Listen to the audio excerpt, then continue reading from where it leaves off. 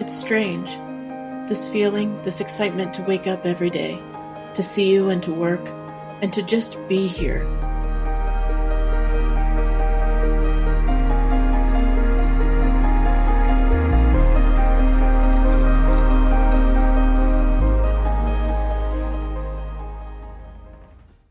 Hi, and welcome to Twin Flames Between Worlds podcast. My name is Tabitha. And I'm Liesl. Hi, and welcome to our final episode deep dive of A Court of Frost and Starlight by Sarah J Maas. Woo! Welcome back. Hi.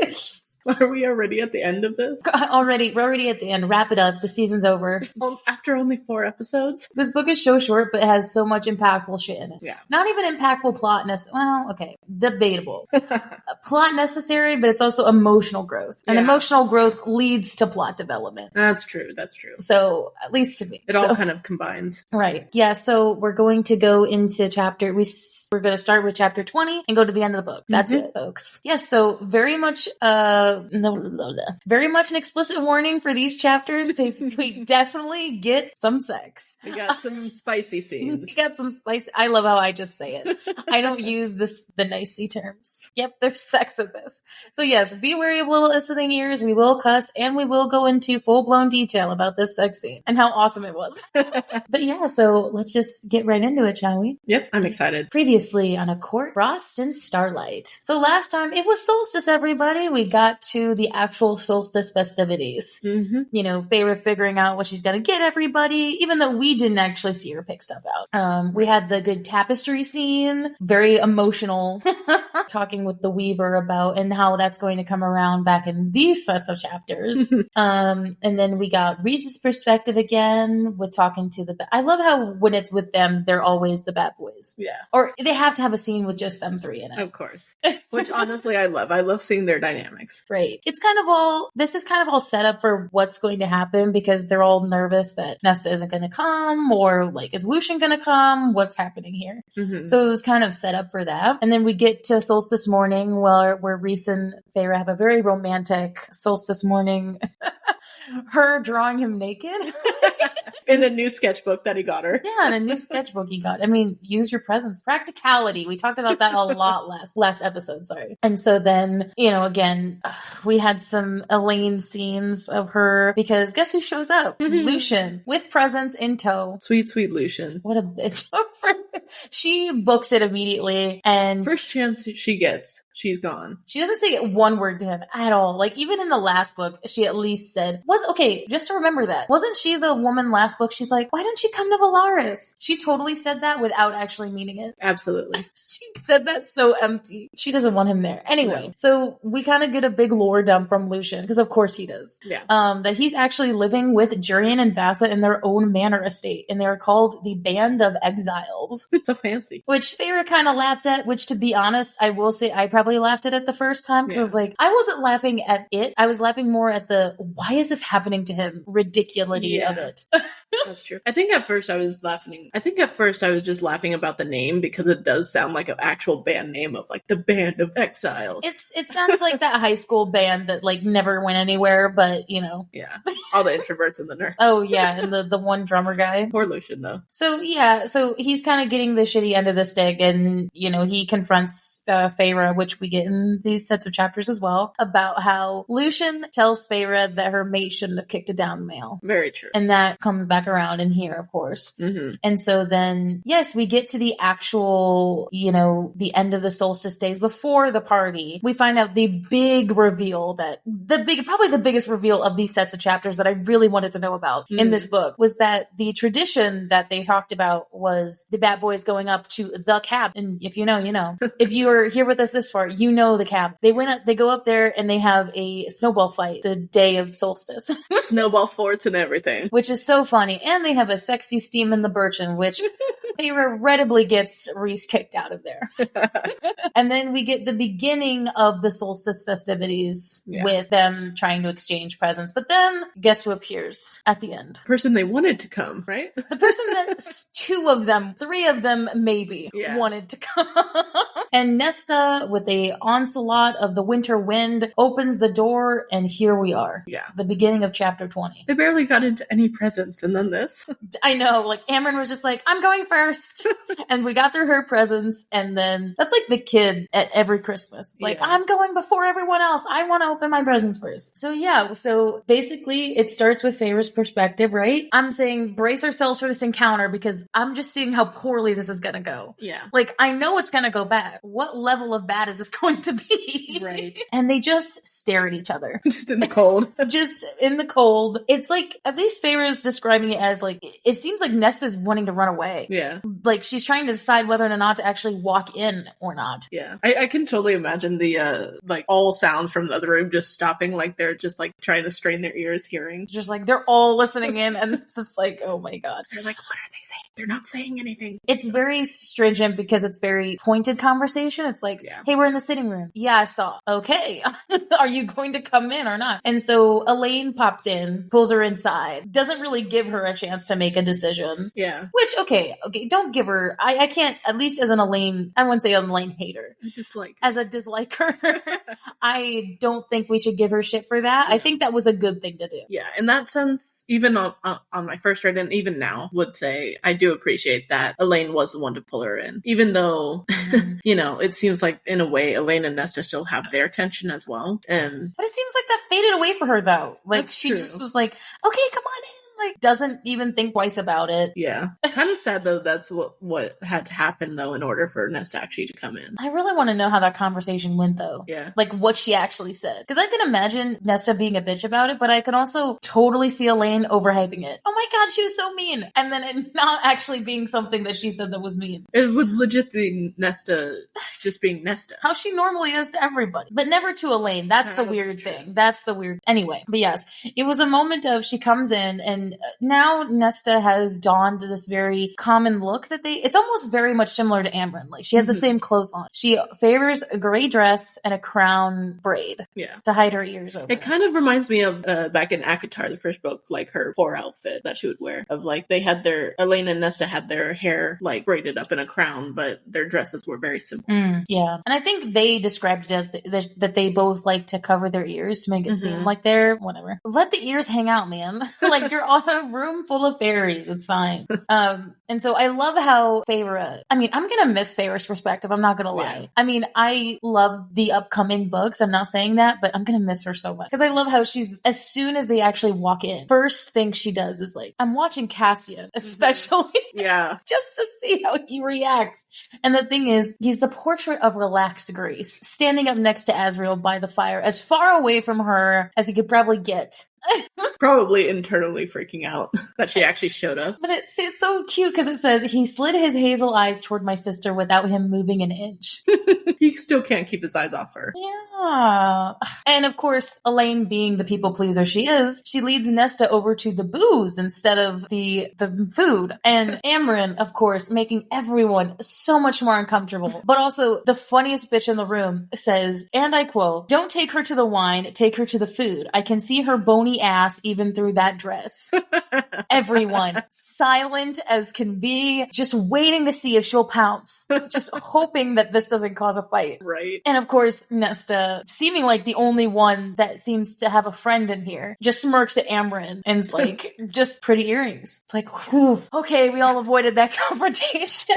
Also, it's kind of nice though to see some of that attitude back, at least when she's interacting with Amren. Yeah, it is nice to see her like this. I've never thought I would say this, but until I read this book, I'm happy to see snippy Nesta. Yeah. That's just such a big part of her character. So for that to not be there and her just like pushing everyone away, like, where's the Nesta that we learned about? For her to be the quiet one in the room, if you think about when they went to her house at the estate, the first time they all met, she was the spiciest. First of all, she was still a human, by the way, and still standing her ground. And she was talking shit to all these three powerful Illyrian males. Yeah. Not giving a fuck. And then now she's sitting there so silent. Yeah. Oh, it's weird. It is very strange. So it was nice to hear that, at least. Yeah, that was a good win. Honestly, the interaction gave me hope. Yeah. I was like, okay, she has one friend in here. Hopefully this will go better. But of course, Nesta only took the wine. Joe ignored it. And okay, I will say, I know we're not at the graphic audio yet, but the only reason I noticed this moment was because of the graphic audio. I didn't notice it the first time I read it. But so when she gives, sorry, playing the pronoun game, when Elaine gives Nesta the liquor, which we read in these episodes, I remember me writing it down, is that somebody said, I don't remember who it was, that Elaine didn't drink or something, right? And so Elaine turns around, takes a shot of liquor. Yeah. And then before facing Nesta again. And I'm like, she totally drinks. You bitch. She probably does. Probably steals like Reese's good liquor and hides it in her room. Or yeah, like, okay. Liesl knows this as much as anyone. I hate it when somebody puts themselves on this moral high ground of, I don't drink. And then, or like tries to make it uppity in a sense. I mean, I don't really necessarily think Elaine was saying, oh my God, you drink, so you're bad. Right. But she's like, well, I just don't drink because I'm a lady. And then does this kind of shit. I'm like, okay. That's, you're full on taking a shot. Like, you're swigging it there. Yeah, no one else is swigging it. If you had like a glass of wine and you were sipping it over hours, that'd be more ladylike. Don't say that you don't drink and then do that. She just takes a shot. And it's Amryn that's the one that notices it and just laughs at her. Now, question. Nesta walks in the room. She sees the birthday cake. And it almost seems like there's this awkward moment of Nesta looking at it. And then she lifts her eyes to Feyre's and says, happy birthday. Do you think she forgot? Because I hella think she forgot it was her birthday. I think she forgot. And I feel like she would probably be looking at the cake, specifically the decorations, and being like, why the hell is that here? Like remembering... Yeah. The cottage? Yeah, and like, why are the decorations from the drawer here? Like, this has to mean something. I didn't even think of that. I was thinking, because Nesta was so wrapped up in her own shit, she forgot what day it was. Probably. And was like, oh... happy birthday. Like, and also, if you think about it, it's been, 2-3 years now since she's actually been with Feyre for her birthday? It's been 2 years. Yeah. Even still, 2 years, and they probably She's gonna remember it. Honestly, they probably didn't even remember it when they were human because of how poor they were. I don't think so. If you think about that, it's been a decade since they probably celebrated Feyre's birthday. Wasn't Elaine the one that got her the paints for her birthday? Wasn't it that? Yeah, that's true. So Elaine remembered. Yeah, but I know what you're saying, though. Like, that she just didn't remember. Because, like, theoretically, it could be that maybe Nesta hasn't celebrated Feyre's birthday in 10 years. It's just Feyre's birthday is probably the easiest one to fucking remember, and she doesn't. Yeah. So I also just think she's wrapped up in her own stuff that she just spaced it. She's just like, oh, solstice party, whatever. Oh, it's like, okay. And then I love how SJM writes it too.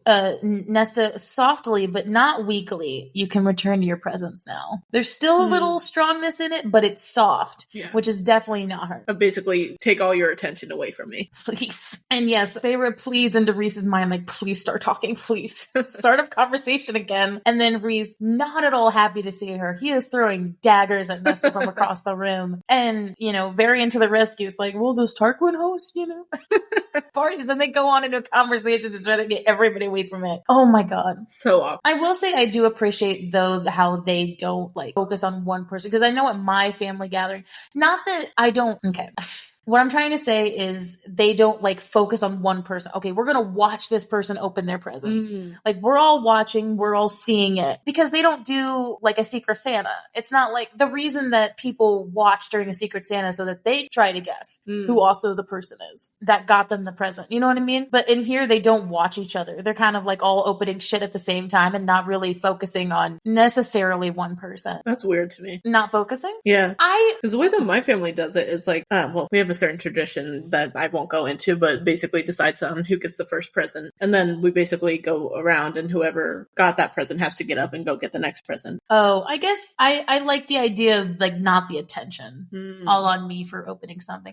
If somebody wants to look at what I have, then that's fine. Yeah. I suppose I suppose that's fair. I guess it's maybe for me personally, it's just about the FOMO of it, of just I don't really mind if you guys don't want to watch me, but I really want to see what you guys are opening. But yeah, there's also a level of attention that you have on you that's okay, I'm opening stuff. The attention is nice from time to time. That everybody likes. Yeah. But yeah, so they...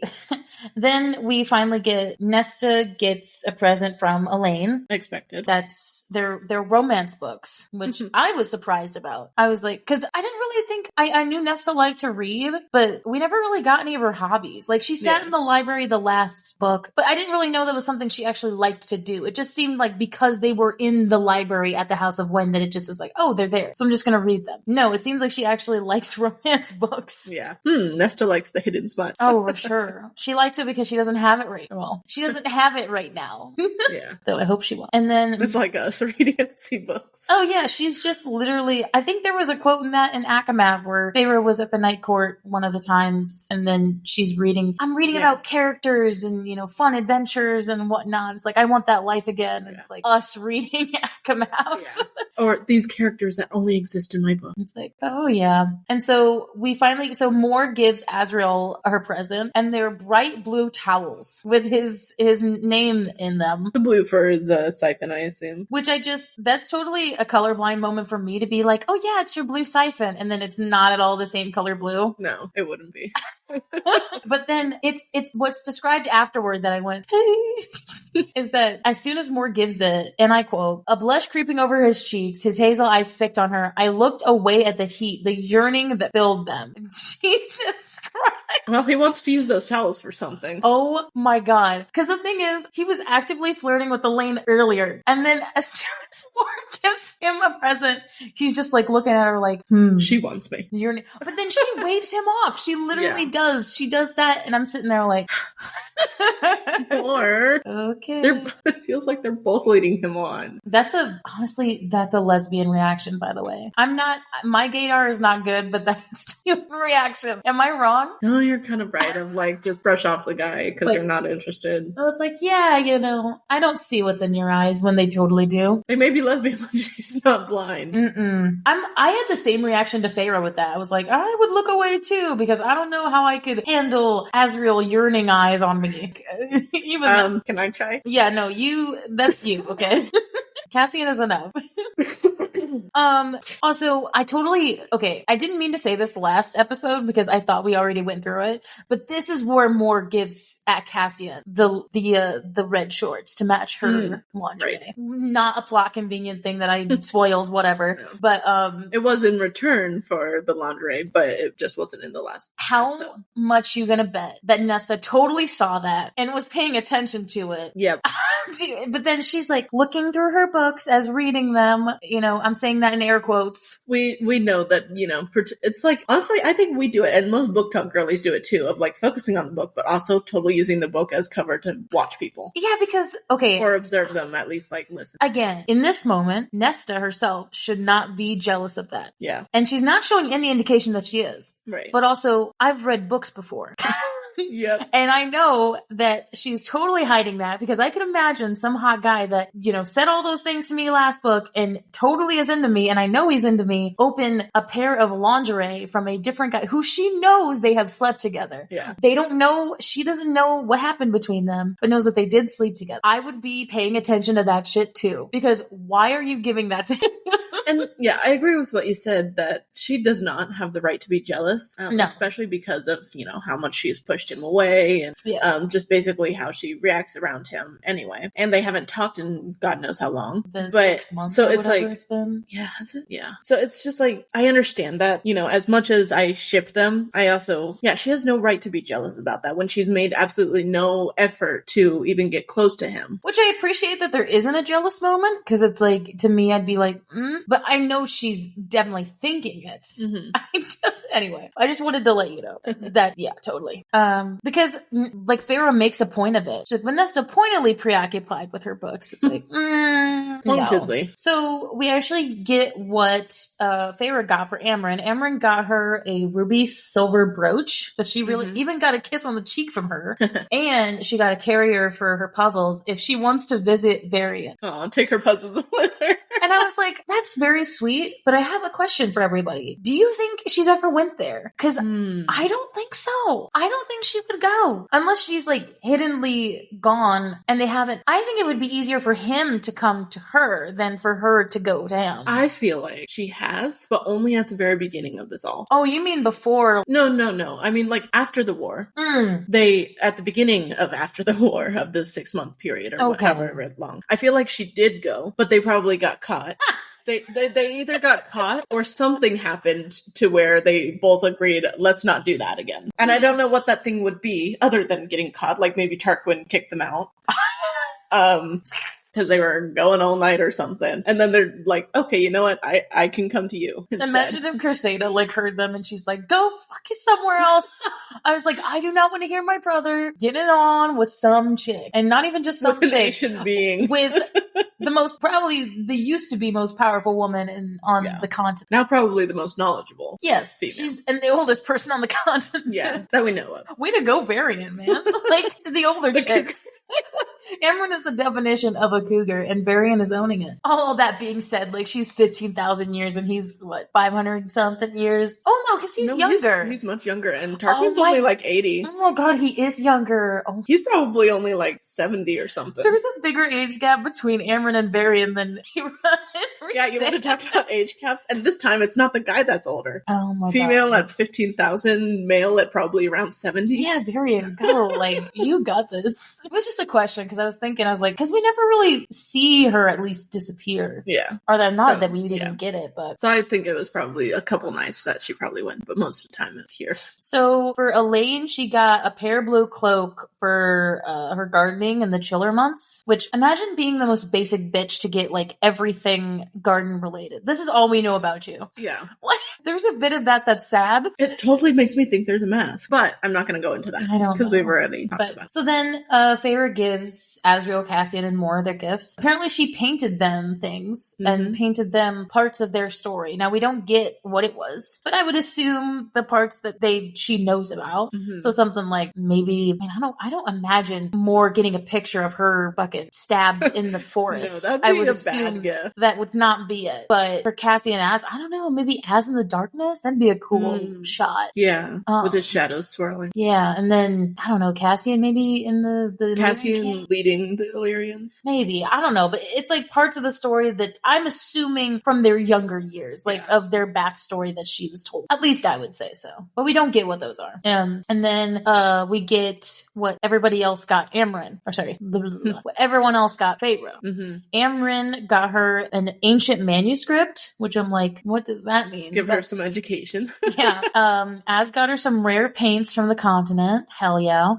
Cass got her a leather sheath for her spine for an Illyrian sword. And I'm like, heck yeah, for sure. Now she could walk around badass with a long sword. Well, now because she also can fly, so that's the whole purpose of that sheath. That's true. So it's almost like novice going to warrior. Yeah. Okay, now I'm giving you a sheath because you can actually handle the sword. Handle the sword. Sorry, that's chapter 22. I'm sorry. She handles the sword then. Yeah. I didn't even know what I've done. See, you know what? I'm saying that in all pure innocence. Yeah. I didn't even mean it like that. I'll get there. Don't worry. That's true. And then Elaine got her brushes with the Nightcorn insignia on it, or on her initials. Brushes as in, not painting brushes, hair brushes. Was it hair brushes? Yeah. Or maybe it was, I guess it just says brushes, and maybe, hopefully it's painting. I feel like it would be painting, because it's, in a way, it's the same thing of Feyre is paints, whereas Elaine is gardens. It's kind of Well, I was assuming that Elaine would just give her something. Maybe that's my interpretation. I took it as getting her nothing to do with that, and just yeah, you're pretty. Here's some hairbrushes. That was what I was imagining Elaine would have gotten her. That's how much I think about Elaine like that. That she just could have gotten her paintbrushes, but instead gives her actual just brushes. Here you go. I read it as paintbrushes because that's kind of their relationship right now is. No, I mean that's probably 100% what it is. I just like to interpret that would be funny though. That, to give her something that has nothing to do with it. More than one hairbrush. Hey, that's me, dude. Maybe that's why I took it like that. Okay, here's 2 brushes. Here's 2. And only 2? Okay, anyway. And then Moore got her bright pink fleece lined slippers. I can't say this. You do not know how much I can say this, but Moore is me when giving gifts. For sure. Yeah, I can see that. You would give Cassian some lingerie. Shit, I'll be like, no, you and I are wearing this later. I would, no. If we were actually together, okay, I don't know if I'd do that in front of family. It depends. Friends, I would totally do that in front of. I'd just be like, no, we're wearing this tonight. Like, and totally mean it. Yeah. And then with fam, it depends on who's there. Right. I think I could get away with that joke with some people, but other people like, yeah. What? You guys have sex? The level. That's the level. They don't know.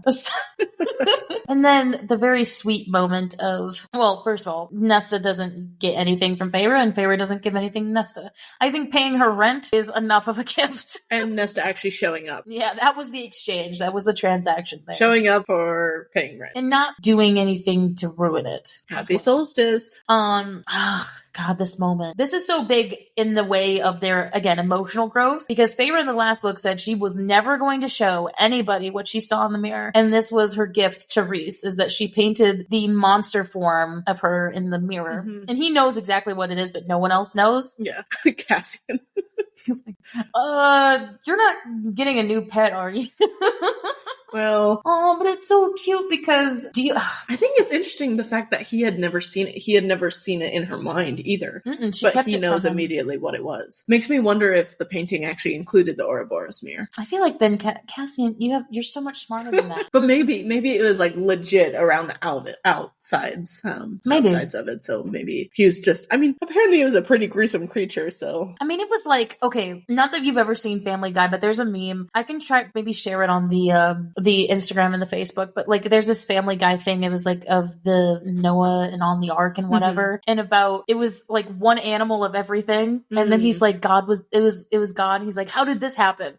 And it was literally like an elephant, a giraffe, a lion, like they all like had sex, and then it was just one like creature of everything combined. Like that's what I'm picturing Feyre as, like that, you know, kind of like the SpongeBob worm was. I know that's not how she looked, but that's what I'm imagining, because I'll have to show you that later. Kind of, yeah. I kind of imagine it as, you know how Tamlin, like his main body was like a lion body, even though he had other features. I kind of imagine it as like her main body was like a wolf, mainly because she had that moment of like, no, I was a wolf. So yeah, that's why. But isn't it weird that she's sort of like Tamlin? Kind of makes sense though. That her beast form would be similar in that aspect. And then that's my next question. Do you think that's her High Lady form? I do. I totally think it is. I absolutely. I mean, because it's said that like literally every High Lord has a beast. And so it makes sense that she wouldn't know what hers is until she looked at the Ouroboros. I want to see a scene in the future with this fucking, and then I've actually written down like scenes that have popped into my head of moments where she's turned into it and terrified the shit out of the inner circle. Because then they look up like that painting is somewhere in, you know, Rhys's study or something. He's like, wait, that shit was real. I thought that was just a painting you made up. It's like, why would she just make this up to give to Rhys? With so much detail, too. Yeah. Like, if it was just something she made up. Because if we remember, sorry, small digression. If we remember, back in Akawar, she said that it felt like she spent days there crying on the floor while staring at it. Oh, you mean Wings and Ruin? Yeah, Akawar. Okay. I thought you said so. Okay, never mind. Oh. Yeah, it felt like time even was... though time actually was, maybe she was gone for a couple hours in the night. Yeah. But no, she said that she felt like she was there for days facing that reflection. The High Lady form, like her beast form. Oh, right. So like with the fact that she felt like she stared at it for so long, it would make sense that she would know all of the details of it because that was the reflection that she saw. Yeah, and that's her, it was facing it and looking at it and forcing herself to face it. Well, yeah, I mean, wouldn't you, I mean, this is a side comment off the side comment. Do you think that she sees it every time she looks in the mirror? Like, or is it one of those things she had to face once and that she doesn't see again? Or legit, if she looks in that mirror at all, that's what pops up. And specifically Ouroboros or any mirror? The Ouroboros specifically. I feel like, yeah, anytime she looks at the Ouroboros, she would see it. See the creature. Or maybe it's one of those Snow White things where like it'll flash sometimes, but like she does see herself, you know, how she physically looks. Or maybe it's similar to how when she first came in and saw the Ouroboros, she saw herself, but then she also saw the creature like climbing down from the ceiling Elaine behind her. So maybe it's the thing of like now she sees herself, but also the beast next to her. Ah, that makes sense. Yeah. Of like she sees herself, but she sees this other part of her as well. And since she's accepted it, it's almost like a familiar. It's tamed, yeah. Yeah, I could see that for sure. I want that mirror to pop back up too. Yeah. Because she has it, and it's like this mirror of beginnings and endings, this big, you know, lore-stricken thing that the Weaver had for years. There has to be some purpose of having it, besides just the whole bone carver thing. Yeah. Because it has to be more. Again, laying the seeds for that too. God, of course, giving that such a romantic moment to give that to Reese though. Yeah, it's sweet, but yeah, how did he know? He just knew. But it was the way he also said it. He was like, "You are beautiful," and it was the idea of him saying, "You're beautiful, everything." Like, I love this beast form. That's so sweet. It's like so are you, and he's, I know. Like, okay, you just ruined it. Moment over. Moment over. And then of course we get Lucian's gifts, which the reason Lucian's was so big for Feyre is there were 3 bottles of nice liquor. I'm assuming this is rum just because I'm a rum girl. And there's a note that says, "You will need it." Honestly, there's that one guy in a Secret Santa, or there's just one guy when that always gives booze. Because we had that at my last Christmas party in my at my office. There was one guy that we did like a white elephant sort of thing, and he had booze sitting there, and we knew it was because you could see it in the bottle frame. And so everybody was trying to pass that shit around because he knew he spent a lot on that. Yeah. But and then we finally get what he got Elaine. He got Elaine, it wasn't jewelry, so I was a little bit surprised about that. Good on him, at least. He got her enchanted gloves and then he wrote a note as well that would not tear or make her sweaty. And protect those beautiful, delicate hands. She legit just reads the note and then sets it aside. What a big fuck you to that. That's how you know someone did not like that gift at all. Oh, it's so stupid because honestly, practicality. Okay, emotions aside, it's from a guy that you don't like, but practicality wise, those are going to be useful. I 100% agree with you. I think this was a big fuck. Also, I've done this to people's gifts before, not in like a mean way, but just kind of like, oh. Why do I think of, oh, an avocado. Thanks. No, that's avocados. No, that's totally what I've done before. Sorry, this is important. My great grandma used to, because I was the youngest of my family. I loved her to death, but she always would get me kid shit, like until I reached a certain age. So I think I was like 10 or 11. It was like one of the last Christmases I had with her, and she got me like these, like these play phones. I already had a phone, and she got me like these pretend phones that like talk. And kind of wholesome though. No, it was, but at the time I was thinking to myself, because I was young, there was a level of, what the shit? Like, I was like, I already have a phone. I don't want I wanted, okay, you guys know, when you're young, there's a level of Christmas where it's like, but I wanted this. You had a phone at 10? I had to get it because of, my mom wouldn't have normally got it for me, but I went to a lot of church stuff. I went to a lot of church camps where I was away from home, and my mom wanted me to have a phone to be able to call her if I needed to leave. Okay, I guess that makes sense. No, I never got it for an actual reason that was, to have it. I had a flip phone. My first one was a flip phone. So no, I didn't have one for an actual like, oh my God, I'm texting. No, it was literally just for calling. But anyway, I will agree. There's one thing that I'll say about the Elaine thing. I think it shows how much he doesn't know her though. That's true. I think that's the point of this. Like, I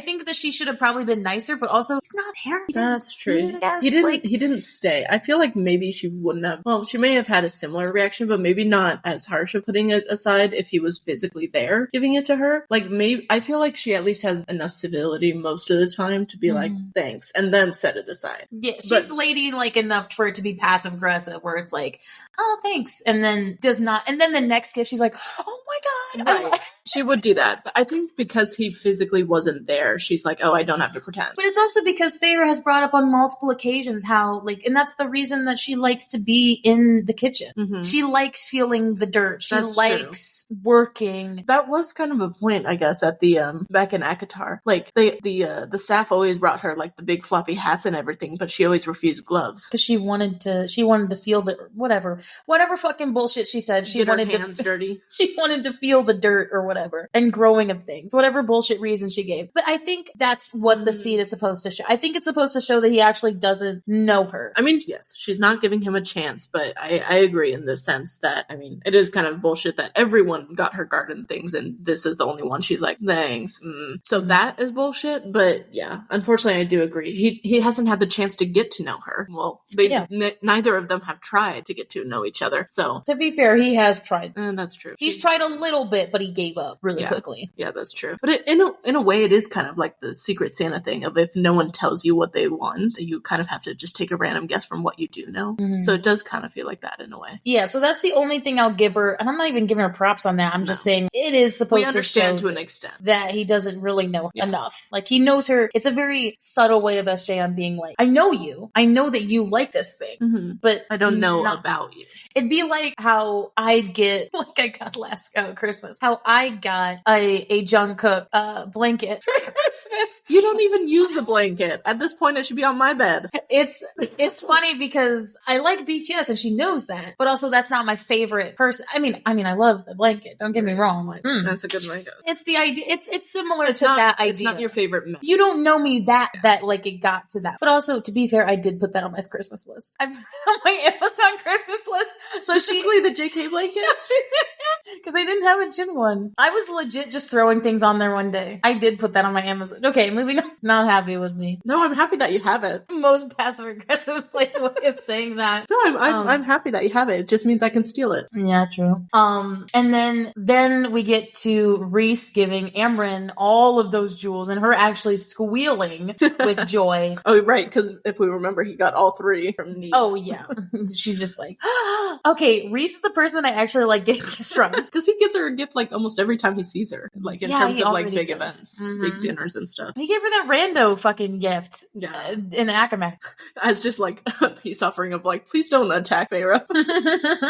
And then of course, there is a silent, more tender moment when she opened Varian's gift. It seemed like some sort of small thing, and I wonder, I don't think it was jewelry. I'm gonna make a guess, and I don't think it was jewelry.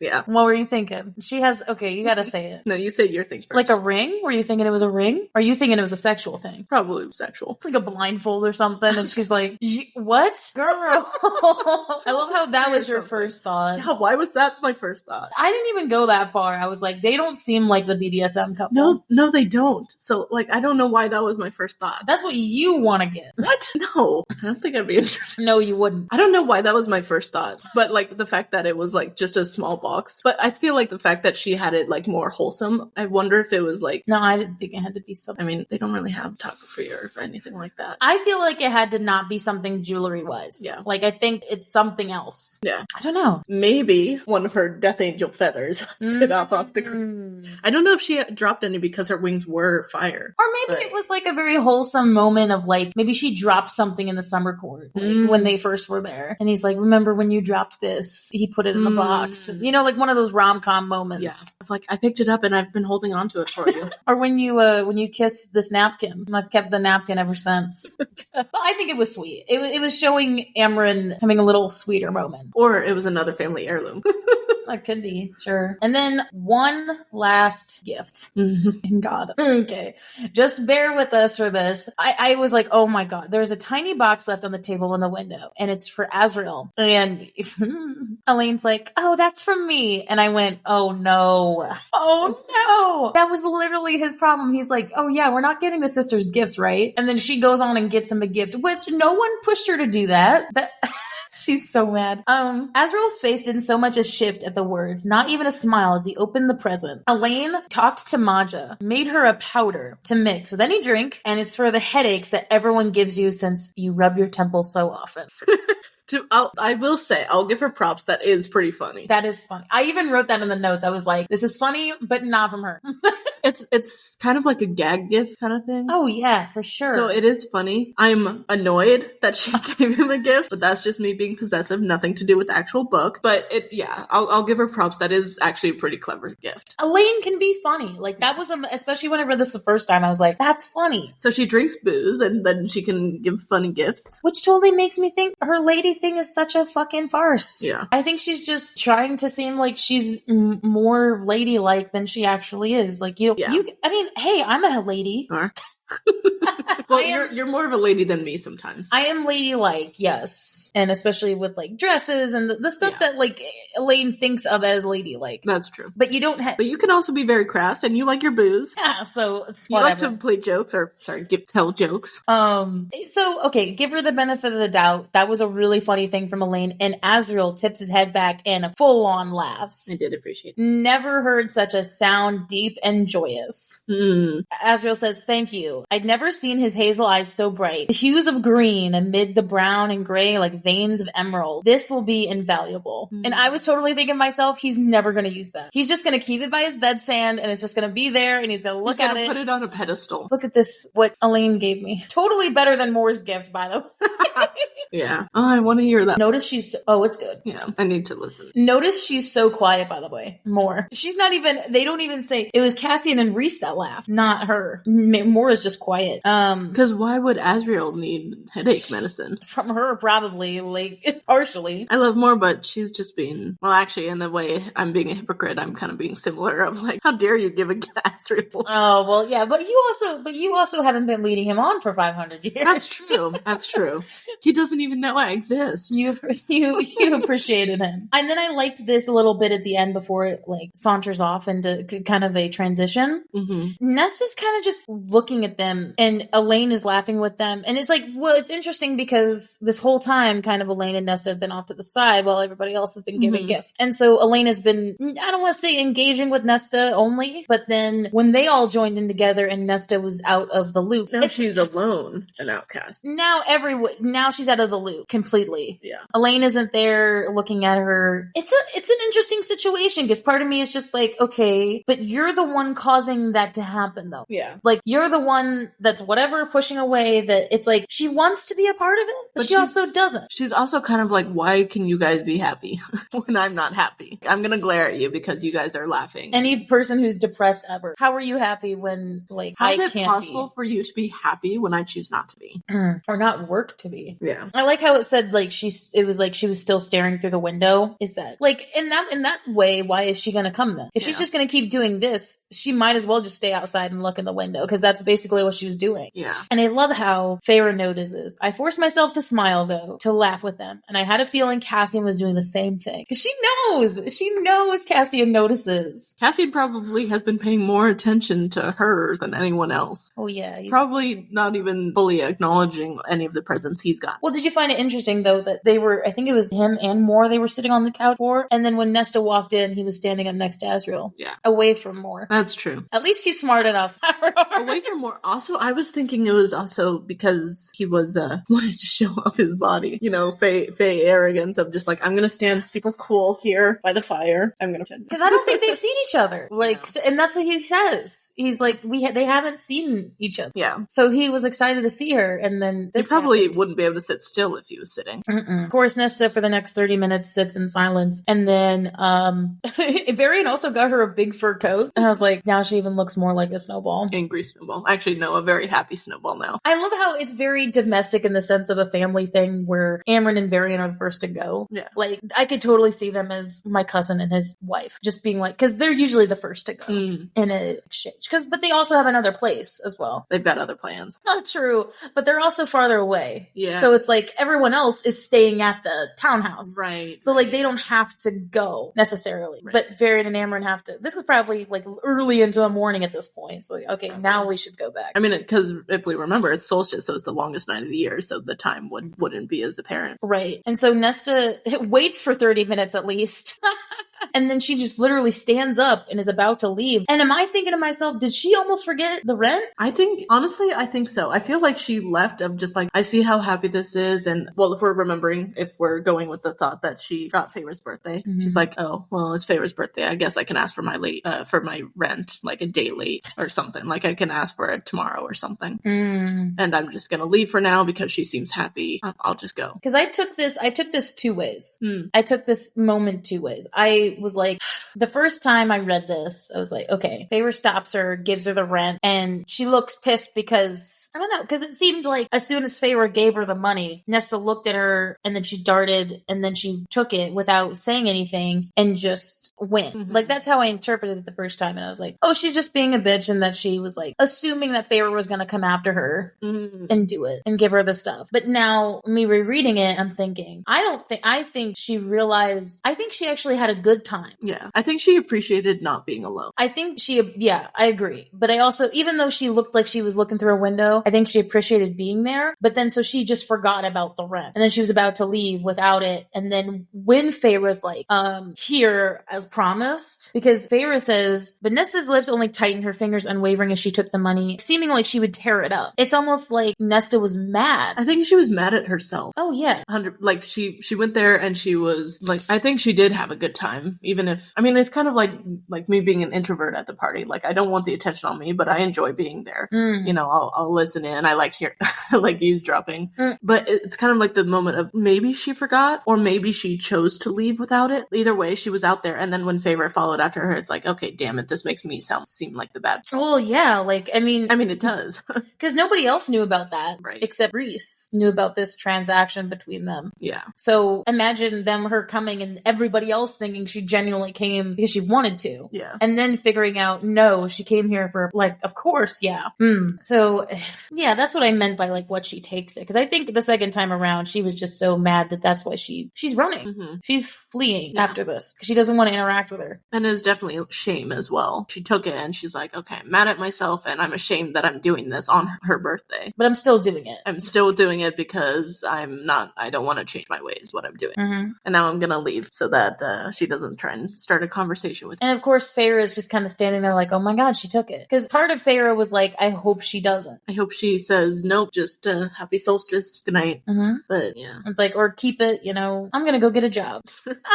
I think that'd be pushing too much. No, that didn't. And this actually genuinely surprised me. I didn't think he was going to come out and antagonize her. But I also didn't know Cassian that well when I started this. Yeah. So I was like, oh, no, knowing this now, it's totally a Cassian move to do something like this.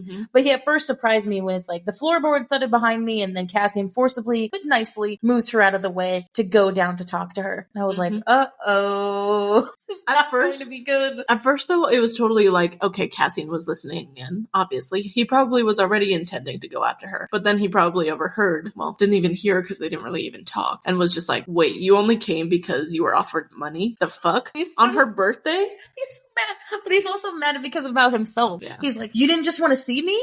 It's like, you didn't want to see me, and now you're still running away, and also you're treating your sister like this on her birthday? There was a hot guy and 3 hot guys at a party, and I was invited. You don't have to pay me money to go.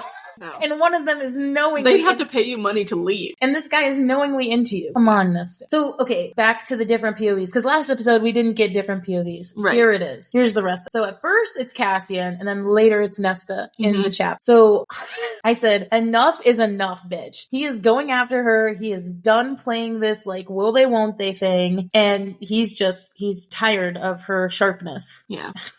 I love how he says he had nothing to say. Not only that, to say to her, but nothing to say that wouldn't make her laugh in his face. Oh my, the way that he feels so self-insecurity about himself when talking to her is heartbreaking. And he doesn't want her to laugh at. I mean, of course, no one wants to be laughed at, but especially, your crush, you're approaching your crush. You don't want your crush to laugh at you. Not by someone he obviously loves. Yeah. Like, he even all but said it. Yeah. Are we just gonna forget that he all but said it?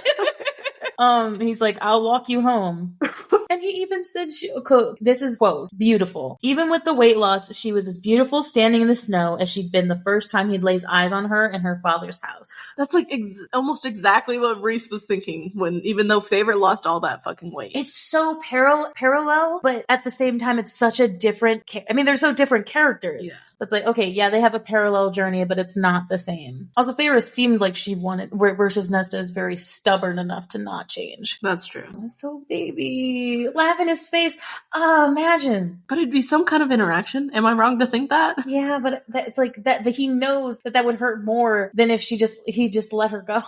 That's true. Yeah, he didn't say a word. She didn't say a word to anyone. Least of course, not him as well. Yeah. And you know what's so bad about this is that even though she's behaving so poorly, he understands it. He's like, yeah, with all the things that we'd been through, and it had to take me months and years to adjust after my first bath. So even he is like, I don't want to say giving her an excuse, but he's like, I understand why it's happening. He's trying to get close to her. But he also knows where she's coming from. Yeah. And so he's trying to push her not to be in that place. Especially when someone's already went through it and they've seen the signs and they're trying to say, hey, don't do this though. Or at least, hey, I know what you've been through. You can talk to me. Even though she's not really the talkative person. It is hard to cope with what they went through because fucking Elaine couldn't imagine that. Okay, she got kidnapped for like 2 hours, all right? We don't even want to go into that. We don't talk about But that. like, okay, again, we can't compare tragedies in an overall sense of the term, right? Mm-hmm. But I will say, practically wise, Nesta had to do so much more legwork in the war than Elaine had to. For sure. And that is just pure fact. Absolutely.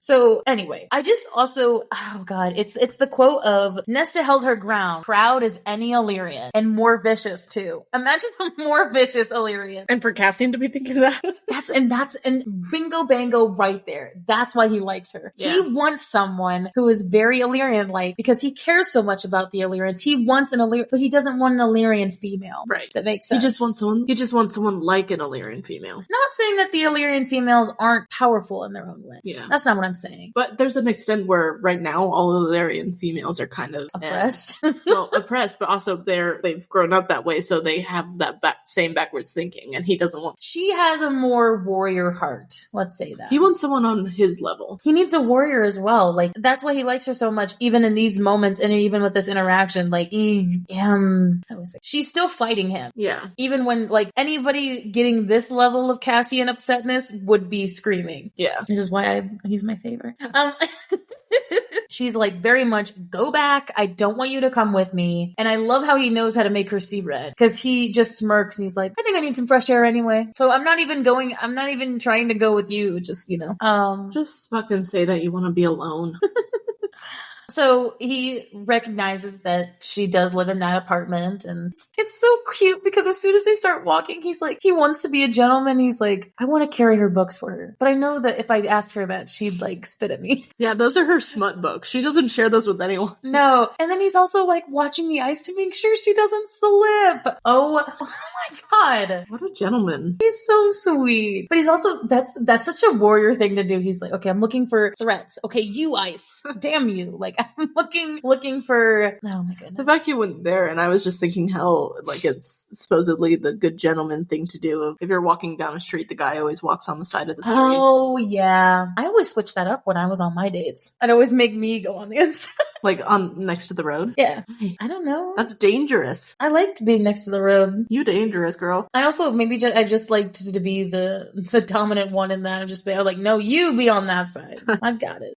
I can fight off a car for you. Yeah, I don't know. I'd be able to fight the car, but I could fight a biker. Sure. Yeah, Nesta does not make it that far before she tells him, like, fucking go back. I do not want you to be here. The fact she tolerated him that long, though. I will say, I love, before I get into this whole present thing, I like Cassian's perspective, even though, again, this is written in third person. Mm-hmm. I like his POV because it's interesting. Because it's totally not necessarily what I thought, but how do I say it? I'm trying to figure out a way to say this. He speaks so casual and fun. Like, when he's talking about present, he's like, your solstice present. He's like, but you'll want this one. Like, he's saying it in a fun, casual way. But then in his mind, he's like, he prayed she would. Like, it'd taken him months to find it. Like, he's so dead ass serious in his inner monologue. But then when it comes out, is not serious at all. Yeah. Like, it just shows that mask that he wears. It's like, I really hope she takes it. It took me a long time to find, and I thought, he got her a present. And he didn't want to give it to her inside because he was thinking that she would really let him have it if she gave it in front of everybody. Yeah. And that was a good idea. And also, I feel like it was, like, if he did give it to her inside, like, she would feel pressured. Well,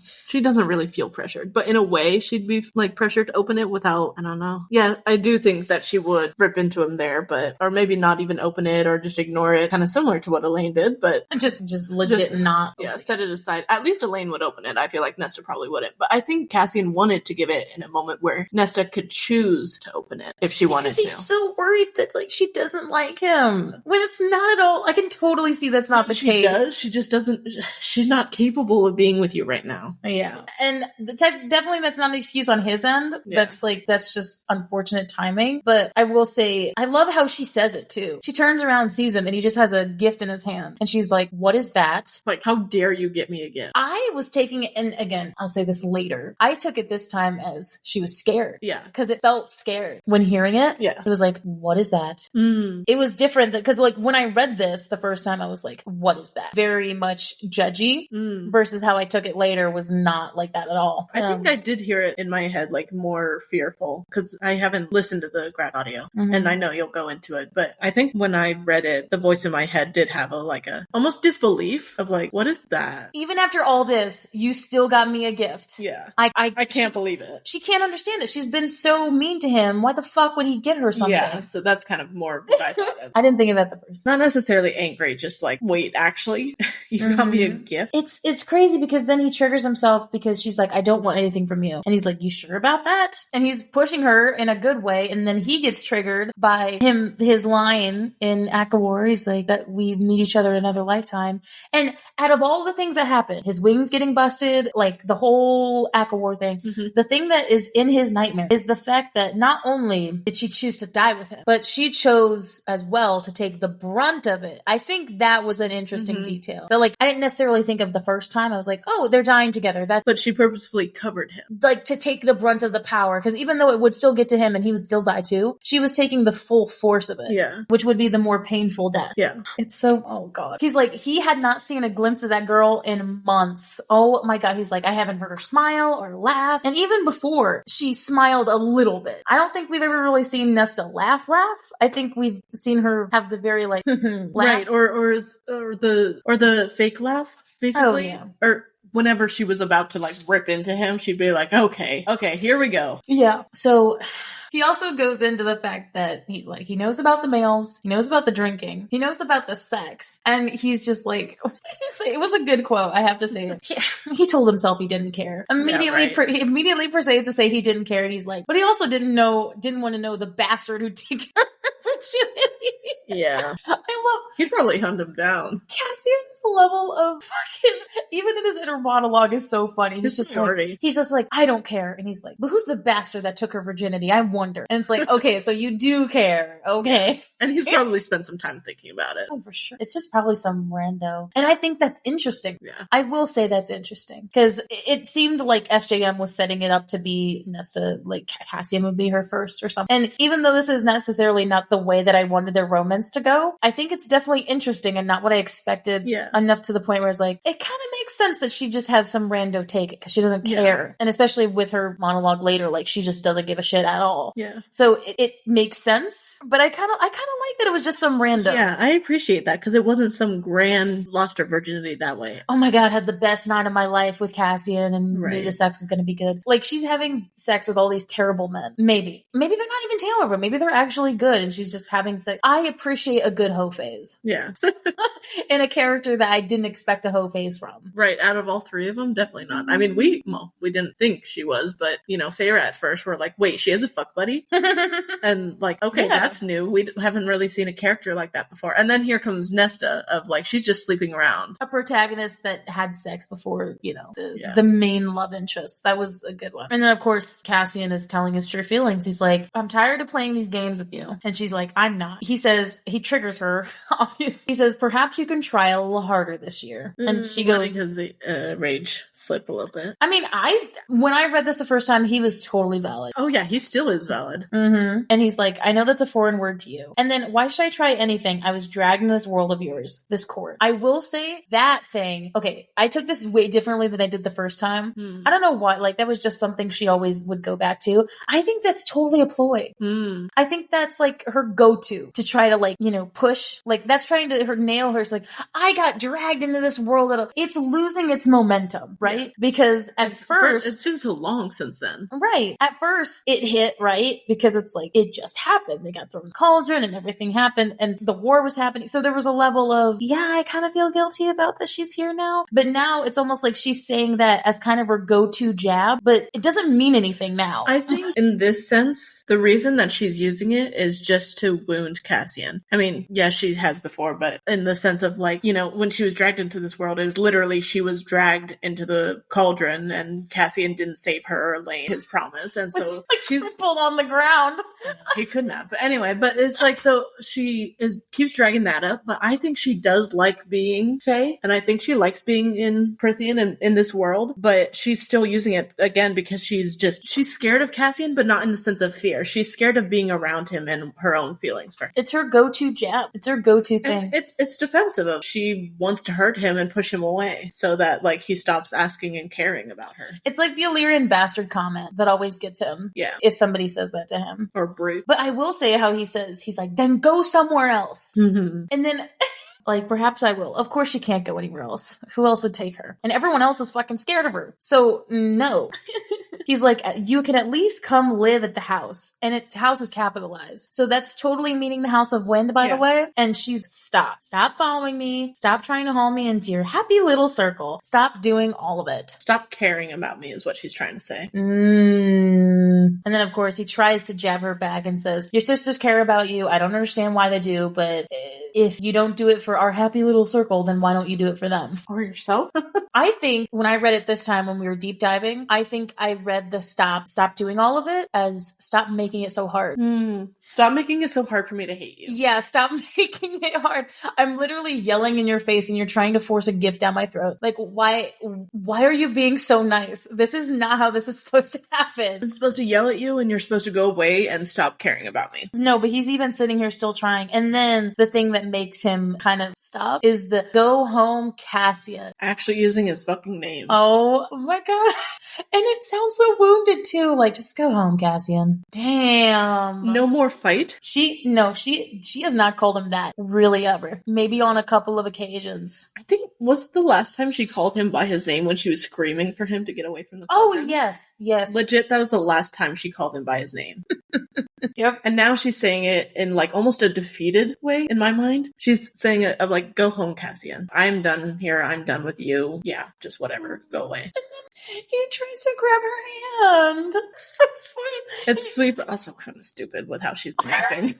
It was instinct. It also was written that it was very instinctual to grab it. He's like, just to talk to me. It was one last attempt. And she rips her hand out of his grip, stares at him like a mighty vengeful queen. And he's waiting. He's waiting for her to lash out at him. And she just her nose at him. And then legit just walks off. Like she's so much better, like so much above him. Ouch. Oh. No wonder he's wounded. As if he were nothing, as if he weren't worth the time and the effort. A low-born Illyrian bastard. No! It's like all three bat boys seem to like think they're like below everything. To be fair, in this moment, she is not making it clear that that's not how she thinks. No. Like, okay, reading this the first time, I will say, if like you totally thought that is what it's making it seem like. Yeah. Because, I mean, but fair, it's like a very much level of miscommunication. She's totally being a bitch to him, but she never really said that about him. Yeah. Like, I think in this moment, it's not that he's too low for her. It has nothing to do with that. Mm-hmm. It's legit just she doesn't want him around. Right. And she said whatever she could to make him go away. And it's not like, but he's taking it like that because of his own trauma. Mm-hmm. And so it's causing this way bigger miscommunication. And to be fair, she does cause it. Yes. She never called him that, but the fact that she didn't respond was even worse than her, actually. Especially when he was expecting like her to lash out. Because I think he definitely wants her to lash out because it means she's showing some kind of emotion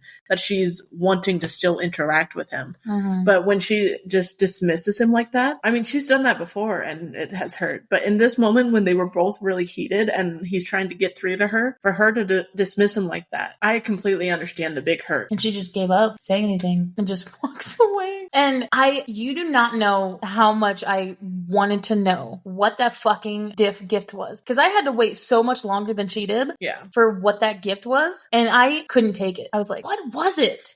I wanted to know. Even I had to wait, but it was nowhere near as long as she did. No, because I had to wait like 2 years for that book to come out. Yeah. And like see what it was. I guess, spoiler alert, yes, you figure out what that gift is later. Yeah. But we're not going to spoil what it is.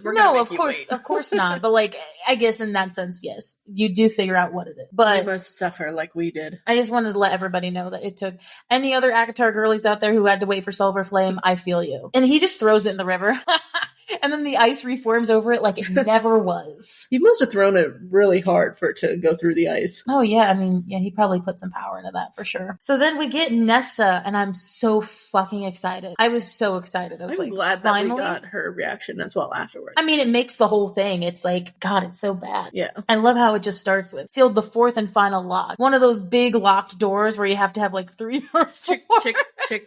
That's how you know the apartment's pretty bad. And then you also have the deadbolt and then the little chain. Mm-hmm. That's how you know you got a shitty ass apartment. And she's like, the rotting wood. That's a slum. It was welcome and smothering. SJM writes this shit so well. Like the silence and depression that she's walking into, but it's like soothing somehow. Yeah. Because it's silent. And she knew he followed. Mm-hmm. He followed her back regardless. He was going to make sure she got home all right. So romantic. Even though they legit had a spat, he's like, okay, that really hurt me, but I'm going to, in this sense, he's being the bigger male of like, I'm still going to walk you home in the sense of, I'm going to make sure you get home, especially because you live in the fucking slums. It's also the romantic thing of like, I had this one time happen on a date in college where it's like, he waited for me to get home to my building because he lived out in the apartments. And what was it? He waited for me to get my light on because I was in like a building where you could see my light. And so he waited for me for the light to go, and I waved at him in the parking lot. Aww. I think it's that is such a romantic old timey thing to do, is like, okay, not only just waiting till you get to the door. I want to see you like in your place. I want to see you turn on the light at least. Because honestly though, that is kind of scary if you're like watching the house and your person just went in and you don't see a light come on for like 5 minutes. He's like, are you all right? You just standing in the dark something or something? That's a warrior reaction first. Like, I just want to make sure she actually gets up there. Yeah. And so she's kind of thinking to herself, she's like, okay, do I get rid of him, turn on the light, or do I make him suffer out there in the cold and just leave it dark until he just decides to leave? And she's like, oh, he's gonna come in if he doesn't see the light go on. That's true, he would. And so yes, Feyre gave her more money than the rent. Like she gave her 3 months rent and more. Jesus. Kind of like a last ditch effort for her to be like, hey, use this to get some better clothes, maybe pay for a bigger apartment. 3 months, please. Like, okay, in 3 months, can you get a job? Because you're not. Yeah, okay. She tried and failed to muster the shame, but nothing came. Nothing at all. There was anger occasionally, but most of the time it was silence. That's depression. Legit hollow inside. Does not feel a damn thing. Yeah. And so we finally get that she's been hollow for months, right? And that she didn't light a fire because, and this, not funny, but like ironic that Elaine leads her to the fire in the first. To be fair, they don't know. They wouldn't know. They don't know. They wouldn't know. And she didn't really seem to look uncomfortable by it. Yeah. I mean, she did move away from it, but it's not like she had a, oh my God, fire reaction. Yeah, it wasn't very visceral. So, of course, nobody would understand that if you don't say it. She's uncomfortable with the fire because it sounds like snapping bones. Yeah. Which, sorry, I've never heard bone snapping, so I can't compare with that. But I grew up having a wood stove, and very soon I learned how to like actually start the fire on my own. And in those first, I don't know, 5 minutes of the fire getting started, there's a lot of popping. And especially with the specific pine that we had, there was a lot of sap, and sap makes really loud pops, or burning beetles. But like it does make very loud crackling sounds that sometimes I'm like, oh, that was a very loud crack. Is like something coming out, but like, is it gonna burn the house down? I mean, I could imagine something popping as like, because it was his head. I could imagine there was a pop sound if you're thinking actually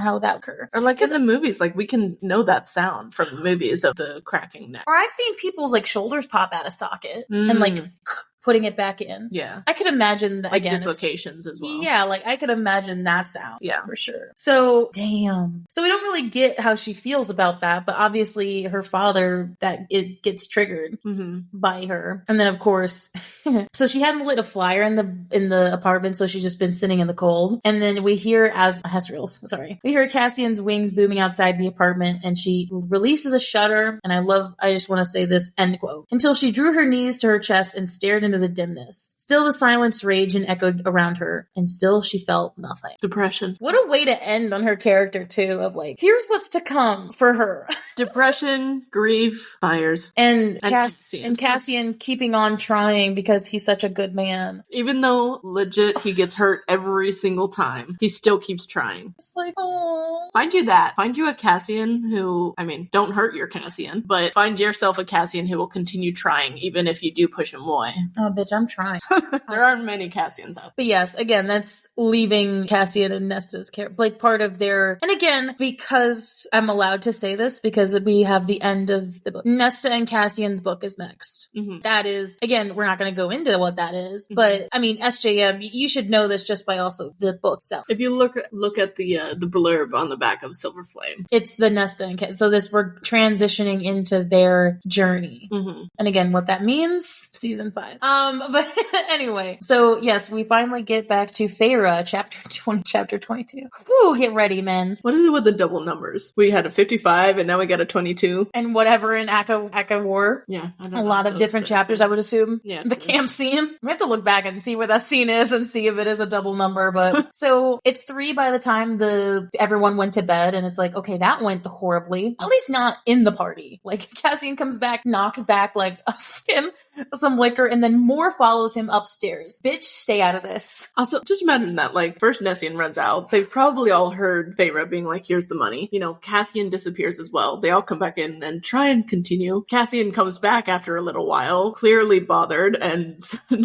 takes a number of shots, swigs, whatever you want to call them. And they're like, oh, got it. To be fair to Moore, I understand why she would be concerned. Because obviously he does seem upset. I think she does want to talk to him, but I think that was not the moment. Stay out of it. Like, I don't think, were you the one that was telling Feyre to stay out of Lucian and Elaine's bullshit? Absolutely. think you also need to stay out of that for your own safety. Though, it almost feels like she feels entitled to know about what's happening. Well, the boys specifically? Yeah. Or at least in Cassian at this moment. I think so. I think so. And I think she doesn't see Elaine as a threat, even though she totally is, in the sense of taking Azriel away. Sorry. No, I don't. She's not a threat. No, she's not going to make much progress. No. If Moore thinks she's a threat, I'm sorry, Moore, that's kind of... More of a threat in the sense of taking his time. That's true. Taking away his focus from her. Yeah, those hungry eyes or whatever the fuck I was saying earlier. And so, yeah, Moore follows him upstairs, and then Az and Elaine are sitting in the sitting room, and she is boring him to tears about guard. She's like, okay, guess what I'm going to do next season? And this poor bastard is just sitting there listening to her, and he is probably full on engaging with her. You know, active listening. Just like, oh, really? Huh, how long does it take for those to bloom? Azriel is such a yes, dear moment here. Like, yes, dear. I'm so mad. It's just like, okay, so they're just going to stay there. I wonder what happened afterwards. I wonder what happened, because they were left alone. No, Elaine is too much of a lady to do anything. Oh, yeah, of course not. Okay, so here comes the big sexy. So, of course, Feyre's like, this is probably a good time to go upstairs. And then, of course, Reese, not yet. Like, ooh, I was a little bit surprised. I did not think we were going to go back. I don't know why, but I mean, I know that they were talking about it, but also I should have seen it because he was so horny that there was a level of, no, we need to be away from others. This house is full of people. That's true. This is going to be really awkward. I will say, at least it was nice of him to not kick everyone out this time. Oh, yeah. Instead, kicking himself out of his own house. And the House of Wind was too far. The House of Wind was too close. Yeah. I mean, I bet even up at the cabin, they would have felt it. I mean, yeah, what is it? He makes the mountains shake or whatever. But guess where we go? So he widows us back to the cabin, bitches. The fucking cabin. We're back. It is such the rom-com moment of he candled up the cabin. Oh yeah. And he romanticized it, and it's like, remember where we first met and became mates? Well, not met. Or first had our fuck session for like how many days was that? And then 3 days.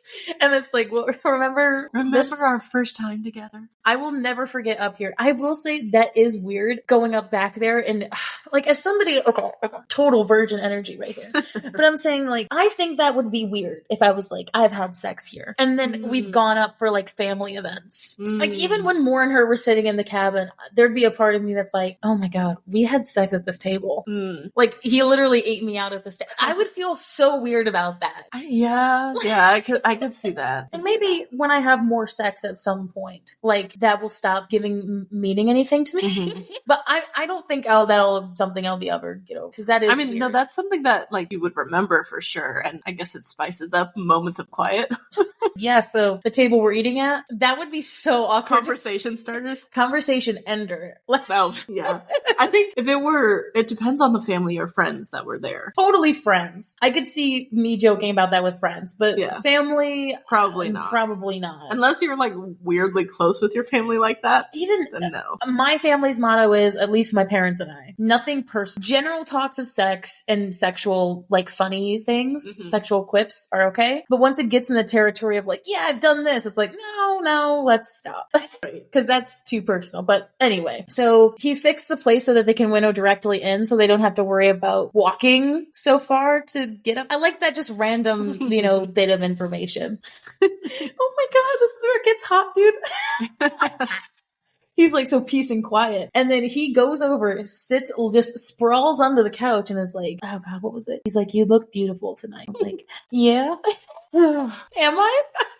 And it's like, of course, it couldn't be a cabin scene without them having just an emotional fucking talk beforehand. Right. What the heck? Okay. So he sits and then she sits by him and then she's like, you say that every night. And I mean it. So she talks about how I had to cut this out on one episode. It wasn't a big spoiler, but I didn't want to, you said it one time earlier and I had to cut it out because I didn't want it to be a spoiler. Feyre's talking about her dresses and saying her Starfall dresses. And she's like, I know I should buy other ones, but I'm rather attached to these specific ones. And he's like, you never told me where you got them. And he's like, you never figured it out. Holy shit, dude. This is not very plot relevant information, but I love this. We got all the foreshadowing about it too, and I didn't even see it. Because he talked so much about how his mom was a seamstress before in the camp. He's like, oh yeah, before my father and her mated, like she was a seamstress. She made clothes. Oh my God. So she was ordered to, but then she also did it because she loved it, because she was also an artist in her own way of making things. Long ago, when I was still a boy, she made them. All of your gowns, a trousse for my future bride. And she just fits perfectly in them. Magic, man. Magic is all I can say for that one. Because imagine me as a plus size woman, and then she made it like a normal general number, and I'd be like, well, mother-in-law, this was nice of you, but also, were you not expecting someone larger? Because I mean, Reese really likes some plus size women too. Yeah. Magic to fit whoever. That had to be magic. There's no way that couldn't have been. Yeah. Oh my God. Or Reese just happened to have them tailored. Every piece that he's given her so far, she has made for. Yeah. Holy shit. You said that in one episode. You were talking about the Starfall dress, and you were like, oh, and you got excited. And we're talking about how Reese's mom made it. And I was like, well, I can't. No, we don't know that. Because we never thought about it. We never thought about where these dresses came from. He always just talked about it, how they were in a trove somewhere. Right. And how they were waiting for somebody. But like, you didn't get what that meant. Yeah. It's like, yeah, they've been waiting long enough. Someone might as well wear them. It's so romantic.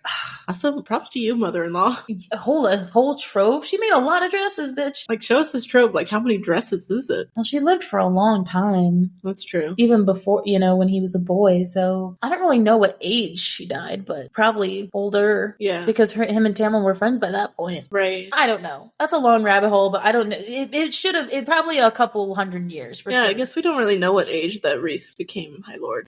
I know they did it young, but not that young. Yeah. Maybe 200, 100, 200. But the fact is, he was like worried. He didn't want to tell her. He's like, I didn't want you to like get weirded out that some dead female from a couple hundred years ago like made your gowns. Why would I find that weird? Yeah, that's like privilege. That is honored. Yeah, I get to wear dresses that your mother made. Because she can't make them for me now. Yeah. It's like her way of meeting her mother-in-law. Yeah, for sure. Oh God, it's like, she would have loved you. That's so sad. So I've been thinking, speaking of, I want my tattoos changed. Feyre says she wants the tattoos, so the cat eye on her palm, she wants it changed to the Night Court insignia. With, like how Rhys has it on his knees. And this motherfucker, why are all these Solarian boys the same? He's like, those markings can never be altered. Well, okay. Question for practicality. How can it be altered then now if those tattoos are not being able to be undone? Because he is changing it. He's changing it.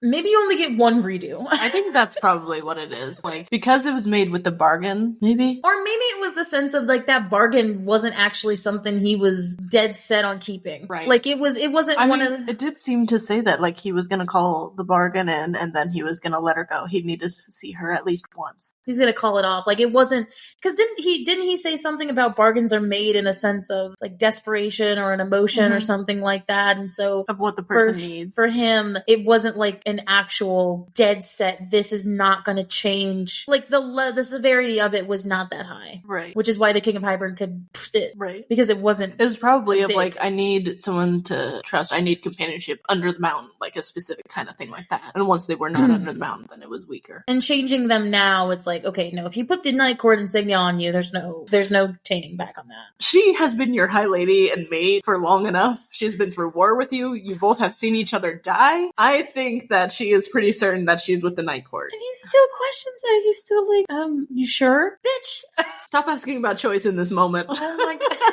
Just do what I say. You want to make your mate happy, right? He's even like questioning it now. He's like, are you sure you want to do that? Because now like you can't go. But I was like, didn't making her Eye Lady also make her not able to go? Yeah, right? Like, wait. I think making her your High Lady kind of nailed that one in the bud. Or maybe even just legit being mated? Well, yeah, unless she was just like, I don't want to be High Ladies in it, so you have to replace. It was that kind of fantasy bullshit where she's like, I don't want to rule. But we don't like those. Yeah. We don't want you to live a quiet, peaceful life. We want you to be your main character, you have to go through all the shit. And I think it's also when she makes jokes about like the cat eye, he's like, I know you stared at me. He said, can you forgive me? He still thinks that there's a part of her that never can forgive him for Under the Mountain. And it's like, ooh, that's a good SJM, chef's kiss of availability of even keeping that till now. They're mated. They're married. They're High Lord and High Lady. And he still feels bad for Under the Mountain, even though she hasn't thought a lick about it. No. And she is all but forgiven him. And he's still like, can you forgive me for that time? Can you forgive me for kissing you under the mountain to save your life from Amarantha? He like French kissed her. He's like, this is the only time I'm gonna kiss her. I need to kiss her good. And then made it the most terrible thing it could because he hadn't kissed anybody for real in a while. And he had to make it real, so Amarantha got pissed and looked away. That's true. She also knew how he looked at her. So to prove that she has, I don't want to say prove without words of saying like, of course I forgive you. She's like, I want to give you the last solstice gift. And I wasn't necessarily like when I read this the first time, this was not what I was expecting. It didn't necessarily shock me. But it was more like, oh, I didn't think that's where that was going. But it makes sense. It's kind of on the nose, but she sends him an image. Boom. All the foreshadowing of the Weaver, like the Bone Carver shit from before, here it is coming into fruition. She wants to have a child with him. And I will say that there's some controversy. I wanted to talk about this just for a split second in the fandom about how they're just pregnancy troping Feyre, or SJM is. Baby trapping. And I don't think that's the case. I think that this book is the reason why that's not the case. Yeah. Is because of all those scenes previously is character growth of, I mean, by the end of Act War, she's like, or I was in the middle of it. She's like, we're in war. I don't want to have a kid. Right. Like, we can't. No. But now, because of everything she's heard and this level of, maybe I also live in this sense of life is short. So if you're waiting for something to happen, there is a level like the Weaver lady where if you do wait, there's a possibility that you'll never get it. That's true. So why not do it now? Because it's not, what are you waiting for? Yeah. In this regard, what are you waiting for? You guys have already been, I mean, again, they haven't been together long, but there is a level of connection with them that's like, okay, what are you actually waiting for? Because sometimes it's apparently, to what we've learned, this process takes forever. Yeah. So it took what, people like century, or like it was like decades to actually get pregnant. So there was a level to me that I was thinking, oh, if Feyre is as powerful as she, I don't think it's gonna take her long. I was thinking similarly, but also in this sense, like if she were to have a child, wouldn't she be like she would be like the first made person to have a child. So maybe that changes the fertility. Yeah, because we don't know if Miriam and Drake ever did have a kid. I don't think they did. It was never said. Never said. I think it would have. Yeah. They moved with their people, but they never mentioned having a family. Maybe they didn't. I don't know. Like, but you're right in that sense. No one has ever been made and had a child. And especially with Feyre's gifts, that causes a bit of interesting development for later. I think that's what makes it not a pregnancy trope. Because you haven't read as much fantasy as I have, but what I think of as the pregnancy trope is somebody getting caught, and maybe somebody can enlighten me about what that trope actually means. But from my perspective, it's when the woman gets pregnant kind of halfway through the story and they do get baby trapped, in a sense of like, okay, now I'm kind of forced to talk with him now.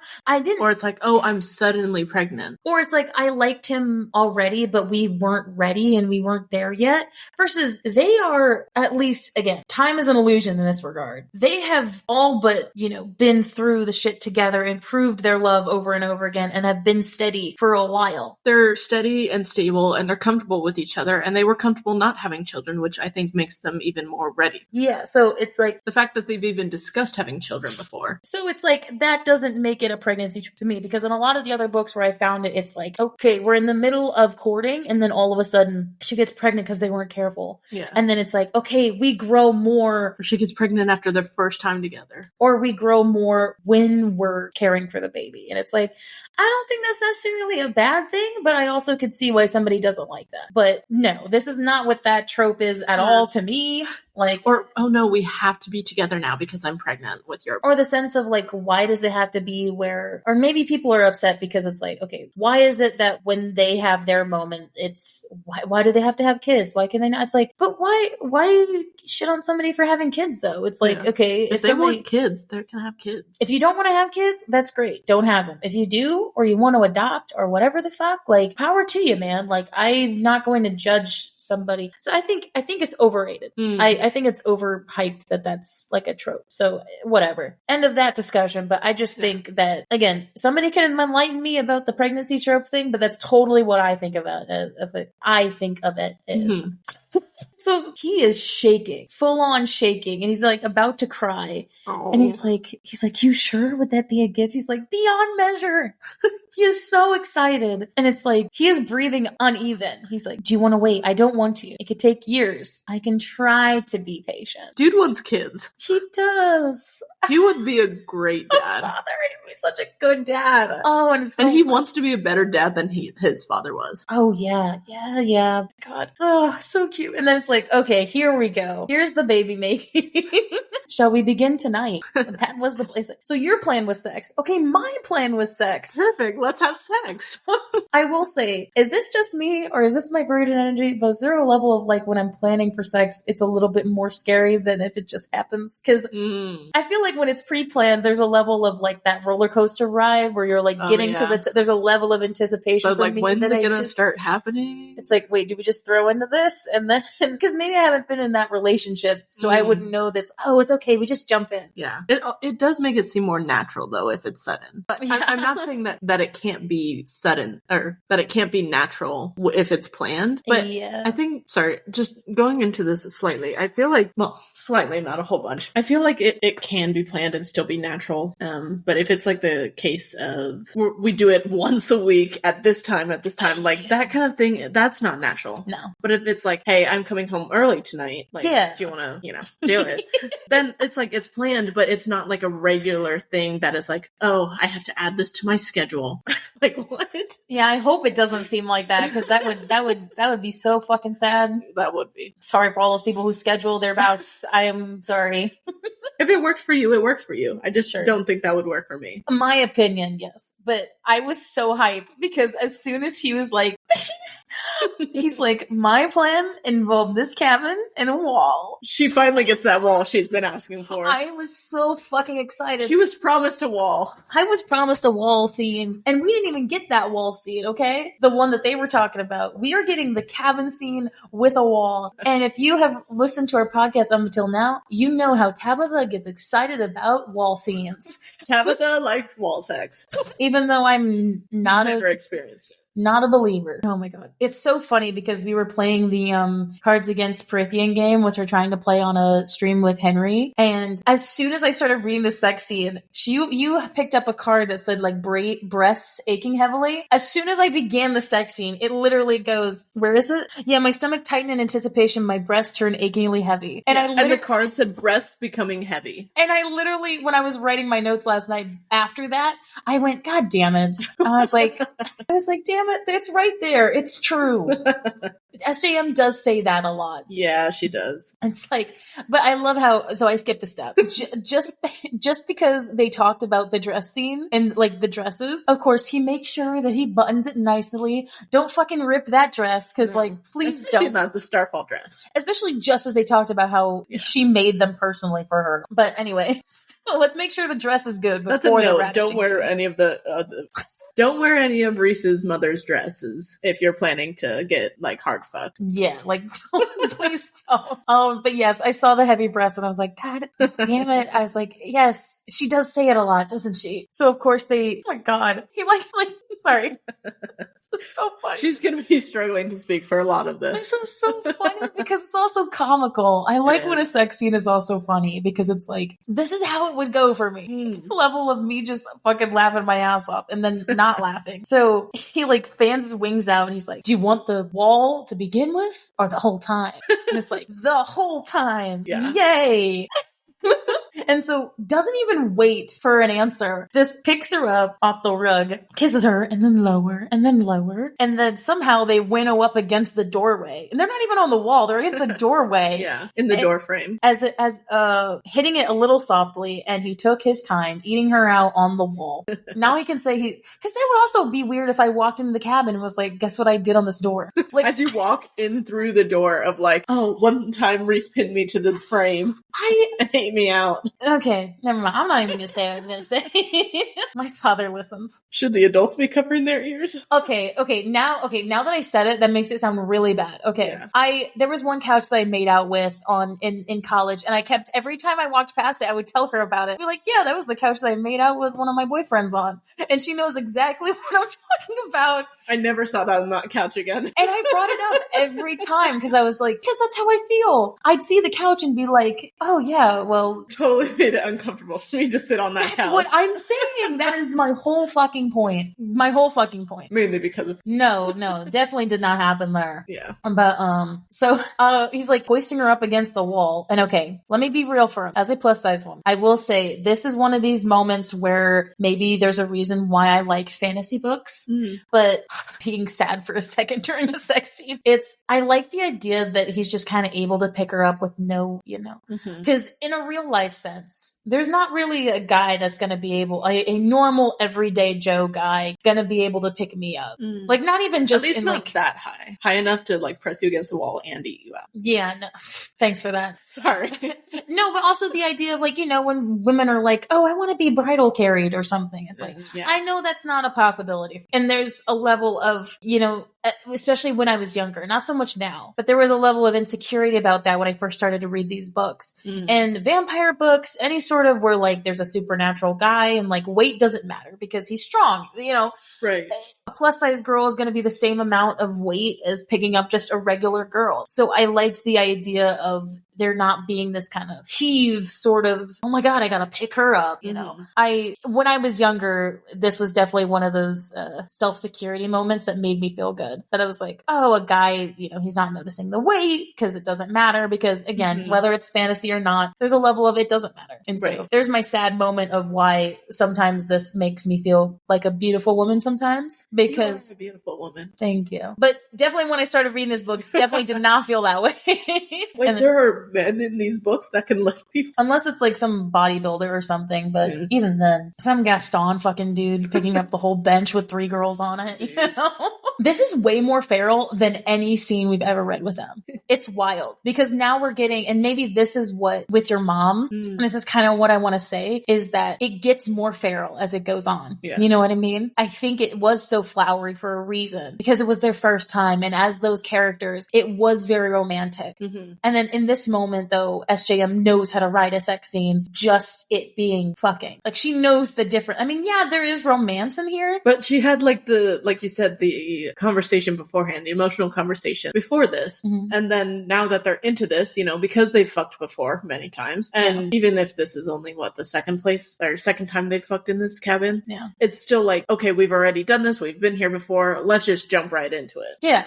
Which is more realistic in a sense of being with somebody for a long time. Yeah. Of course, the first time, well, maybe not the first, but like, you know, first like making love moment, it's going to be like slower and like, hey, everything okay? Now, if you've been in a relationship long enough, not saying that we have, unfortunately, but if you've been in it long enough, you feel comfortable with this person. Yeah. You could like just have random sex. And go into it and it's fine. Because they're all, especially with how like hot they're already were for, but we also did in this book specifically, we got how, you know, desperate they were for each other. So this is a lot of their desperation coming out in one scene as mostly well. Reese's, but some of Ferris. I do love how, you know, she's had hard enough to make the pictures fall off. And he's like, hold on tight. And it's like, she's saying a prayer, mother above and cauldron save me. I can imagine her doing like a little prayer to herself, like, Jesus Christ.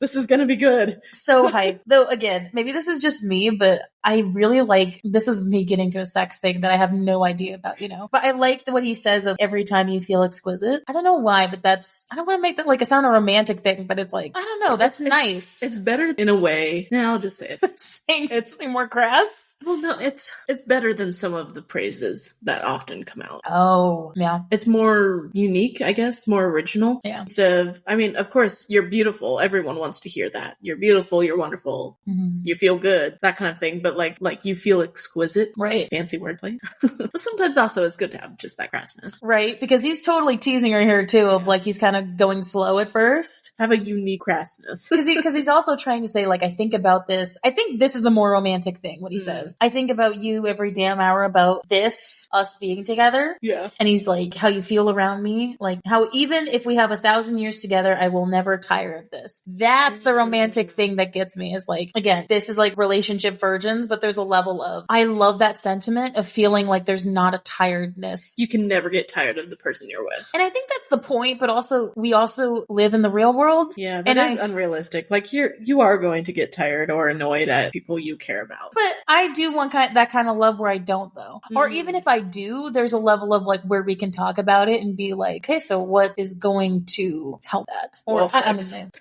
Well, sex. I don't know. But maybe this is the romantic in me, but I don't think if I'm with someone I really love that I would ever get tired. Yeah. I think that is realistic in a way. Like, if you are with someone like you love heart and body and soul in this way. That's true. Now, if you love somebody not in the heart, body, and soul way, I could totally see how there's a level of tiredness. I guess in that sense, the realistic part is, you're gonna get annoyed at times in moments. But even if you get annoyed in those moments, there's still that moment where you're not tired of them, of like, you're really annoying me right now, but I still love you. Like, I'm not gonna get tired of you even though you're annoying me. Yeah. But not in like a physical way. Right. I think the physical versus the emotional mental, because sometimes Reese can, fucking bother the shit out of her, but never in a physical way. They're always physically attracted. I can never get tired of sex with this one person. That's commitment. That's a lot. That's a really high praise. Yeah, so like before he kind of like full on, starts fucking her, there's a level of, she's like looking down. This was what fucking shocked me. I was like, this is not a normal. I was not expecting this. No, I was not. So what happens is he's like, do you like watching? And I go, oh my God, what is this turning into? I was like, this is way more than just anything we've seen. And he's like watching me. And so he snatches her, traps her in his mind, soul to soul, mind to mind. He's looking through his eyes down down at her, watching herself. That is kind of weird to me. Of just, she's looking down at herself while she's being fucked. And then he opens up his mind and she goes into his mind and sees what he's seeing. And she's like, oh shit, I actually look really hot getting fucked like this. She's also like, that is such a mind fuck though. Of like her feeling like she's, having sex with somebody, but then she's in his mind also feeling what he feels. It's almost like a self-fuck. Yes, if you want to say it like that, like crass way of saying it. And just crass. That's a mind jigsaw puzzle of feeling. Yeah. And I can imagine how she'd get overwhelmed, but that's also kind of the point. Yeah. It's almost like she's feeling double the pleasure in that sense. Oh yeah. Because she's feeling what he's feeling while also feeling him fuck her. Because then he's like, she's saying, I love how her response is, hey, can you fuck me in here? Like how somehow they can do it mind to mind. And then he's like, I've never tried. Never thought about that, but I want to try. And he's like, it'd be my pleasure. And then it's kind of weird how it's said, because when I listened to it, I was like, what is happening? It's almost like a triple fuck. Because she's feeling it physically. Yeah. She's feeling him, like how he feels about it. Yeah. And then there's the mind thing. And then in their mind, like on that bridge of their mating bond, their spirits, their souls are basically also fucking. Are their powers. Their power, like it's like their powers are starting. No, that's what it says. He said, I know. What is it? I felt him as he seduced me, his dark power wrapped, licking my flames and sucking on my ice. I was like, bro, what is happening? What's happening? I mean, that's unique sex. That is definitely... Sarah outdid herself with this scene, for sure. How did she even come up with this? I don't know. She definitely had this in her back pocket. Like, yeah, it's definitely... How to make them more interesting. Have them, have their powers have sex as well. And of course, holy crap, so overwhelming. And then they both, she explodes into her sunshine. Yeah. And then Reese, breathe. Dude, I am so getting red. I can't wait to talk to your mom about this scene because, oh my God, going from the very flowery terms to then getting to this scene and her being like, oh yeah, I heard slapping skin. And I was like, I feel like I had an Elaine moment of, oh my God, that's a lot, but I'm also into it. So I wasn't upset by it. It was more like, oh no, she's going in? Instead of like, his hips pressed against mine. No, she's like full on saying like slapping skin. I heard it. I heard the sound of slapping skin. It's like, yeah, no, I was like, wait, their powers are fucking each other? And then I shouldn't have wrote it. He's going hard. I shouldn't have wrote it like this, but I literally wrote, she makes him come by sending him a picture of a kid. That was a terrible way. That's a bad way. That was a terrible way to say that. But it was their future, their life together, the idea of having a child. But that is how I said it, and so that is how I said it out loud. Because I wanted to show you how terrible it was. That's really bad. I literally put it in the side comment of like, I'm sorry. Yeah. But it does make sense in that sense because he's always wanted a kid. And so it's like, here's to us, here's this promise, here's my solstice gift to you is we're going to have a kid. And it'll probably look like the kid that the bone carver showed me. It'd be funny as fuck if it wasn't though. Like, right. If that was like until like the third kid later down the line. Yeah, the bone carver was screwing with them and he's like, nope, not yet. Not this kid. Not that kid. Your third kid. Pulled a reverse Rumpelstiltskin. It's going to be your last kid. Right. That's going to be that one. Pulling a reverse. I have some good lines. They keep having kids until they get that one. Just wait, no, this is our last kid? I thought, no. Well, it also seems this moment is important not just because it's a fun sex scene, but it's also like they've never had sex like this. It seems like this is their first time doing that. It's like hardcore. Like they're going at it. God, Also, I don't think anyone has ever had their powers fucking. No, I don't think so. That's weird. I feel like the only reason they can do that is because they're Daimati. Yeah. They did, like, specifically that they're Daimati. It has nothing to do with their mating bond either. No. It's just that. And I love how, God, in my notes, I'm like, this is what I want sex life to be like. I meant that in the sense of what I was talking about earlier. Was that I like the idea of never, like, there's always something to find just by accident. Yeah. That, always something to explore. Yeah, there's always something to like. Or, hey, we haven't had wall sex in a while. Why don't we go back to that? Like, there's always something to go back to, like, if you're feeling, I don't know. Stuff to rotate through. So it's never not never the same, but it's like, it's always changing, something new. The start of something new. Well, this something new has been going on for a while. Yeah, for sure. And then, of course, they see the cracked photo photos and vases on the ground. And it's like, nah, it's okay. It's fine. Imagine they just left it there. Oh, I love how, where was it? Here's where we finally get where they're looking at each other. And the painting shown before me, Night Triumphant and the Stars Eternal. Here's where they're like, if you ever see that on any, I mean, she said that before. She said that in ACOWAR, but also like, it's their anthem. Like that's what they are to each other. And now she's actually going to paint it. Yeah. And I love how she says, eons would never be enough for all I wanted to do with him. He said 1,000 years and she's like eons. Yeah. He's like, well, why don't you say eons? I say eons and you say 1,000 years. We're still gonna be alive in 1,000 years. Why are you say eons? No. It makes it sound more distant. I think it's romantic in me. I think that's a beautiful sentiment as somebody being in love with somebody else. Like I could never get enough being with you.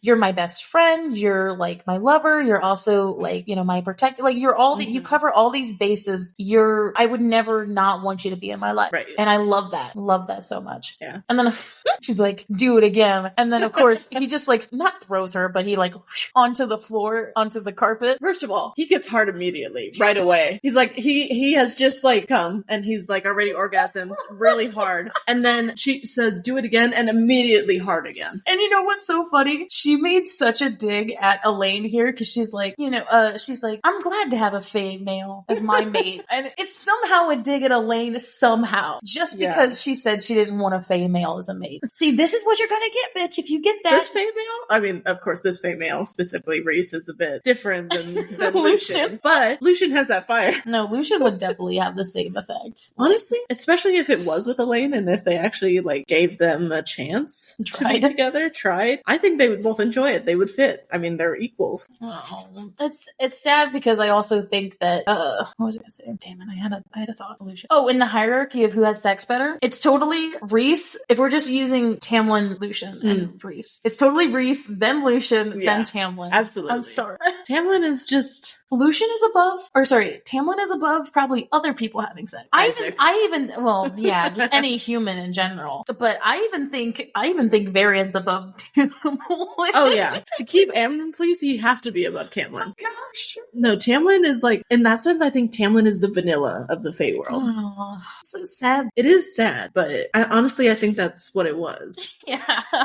And it was like, almost like, well, we talked about it then, it was kind of cliche of like the ripping clothes and immediately sheathing in without much foreplay. It's like, it's okay. And then we got Reese over here, lifting you against the wall to eat you out. Oh my god. Just so much more in depth. Yeah. Though I do say, I appreciated how it got to a really romantic moment then at the end. It's like, okay, SJM, it's like, okay, we had fun. We had a spicy sex scene. Now here's like the last thing. And then this kind of sets up the rest of their kind of journey then at the end. Is that this is their continuation. Yeah. Is that they return to Valaris the next morning after, rounds. And Reese doesn't take the birth tonic in the morning. It's like, ooh. I love how it's the guy that has to take it. Yeah. I actually like that. Maybe that's just SJM being like, the women doesn't have to take it, it's the guy. Yeah. But I mean, the women can take it. It's just extra protection. Yeah. But typically, I suppose that in that sense, it is the guy. Because if we remember with Isaac, it's like Favorite couldn't afford a tonic, so Isaac was the one who chose to take it. But in that sense, it's like, that makes sense. But now it's like, Reese is like, you know what? I'll take the tonic for us. Even in the fantasy world, the fucking guy's birth tonic is cheaper than the woman's. So stupid. But yes, so we forgot. Reese did not get her a solstice gift. All the stuff that he gave her was birthday gifts. So I was a little bit not shocked by this, but I was like, oh wait, I thought the sex was her solstice gift. I was like, okay. So they just always have to one up each other, don't they? Oh yeah, he ones up her with this for sure. Though he wouldn't think that. He thinks a kid is beyond this, but oh my god, this was foreshadow as well. Like, because we saw those scenes with Reese and more at the river, the riverfront. He just gave her the estate. He's like, perfect view of the rainbow. He said they're gonna come in, demolish it, the rest of it tomorrow. I want you to start the ground up. Yeah. Make a house for us, make this acre estate, create it however you want. And Sims. I will say, for the people who know this, he's pulling a full Christian Grey from 50 Shades. At the end of 50 Shades, in the last book, he gets her a house, and he's like, I don't give a shit. You decorate it however you want. Like, I want you to decorate this house and to make it your own. Like, because I don't care. Like, you're the one who's going to be the lady. He's totally pulling that on her. And honestly, I mean, with Christian Grey, there wasn't really... They had this really big penthouse that they could have stayed in, and they had ample room. But in reality, Reese's reality is more like, we do not have room at the town townhouse for everyone. Yeah. And you can see that Yeah. through the episode. Right. The book feels like an episode. So it's like, we want a big house like this that has everyone able to have their own room. A place that everyone can come together. And they keep bringing up how much nobody wants to be at the House of Wind. And at this point, I'm just like, okay, who's going to be there then? Yeah, who's going to end up at the House of Wind? Because it says that nobody wants to be there. And I'm like, because right now it's Cass and Az that are living there, technically. Although on and off. Whenever they're in Valaris, they stay there. Although Az has a place in Valaris, right? I don't think that was ever said. Amryn does. Amryn has a place. Cassian has a place in Illyria. Cassian has a place in Illyria. That's what I said. We don't really know where Azriel stays. Or like where else he goes. So I have no idea. He just lives in a tent. But it's like, oh my god. I love what he says here. He's like, she said, Rhys, it's too much. Not for you. Never for you. He's like, build a painting studio. Build an office. Build a bathtub with 2 wings. Build a garden. Build a training ring for the Illyrian babies. And a library for Amryn and whatever. And it's like, build it with a nursery. Oh my god. It made me cry. Build it so there's a room for everyone. Oh my god. In another way of like legit fun room for everyone that fits everyone. That was so beautiful. It was poetic. That's a good gift as well, because there's also, again, a level of practicality to it, yes. But also a level of luxury. And just being able to have the creative thing as well. I'm not just giving you a house and you can decorate each room, but we're actually going to build this house once you have a plan for it. I mean, that's why a lot of people do it, because they'd rather build from the ground up than like renovating a new house. Which I see that. I mean, that's what my parents did, actually. We used to live in the suburbs of Boulder and or around Boulder area. And then when was it? When I was 5, I think it was. They bought a plot of land in the mountains and decided they wanted to build a mountain home.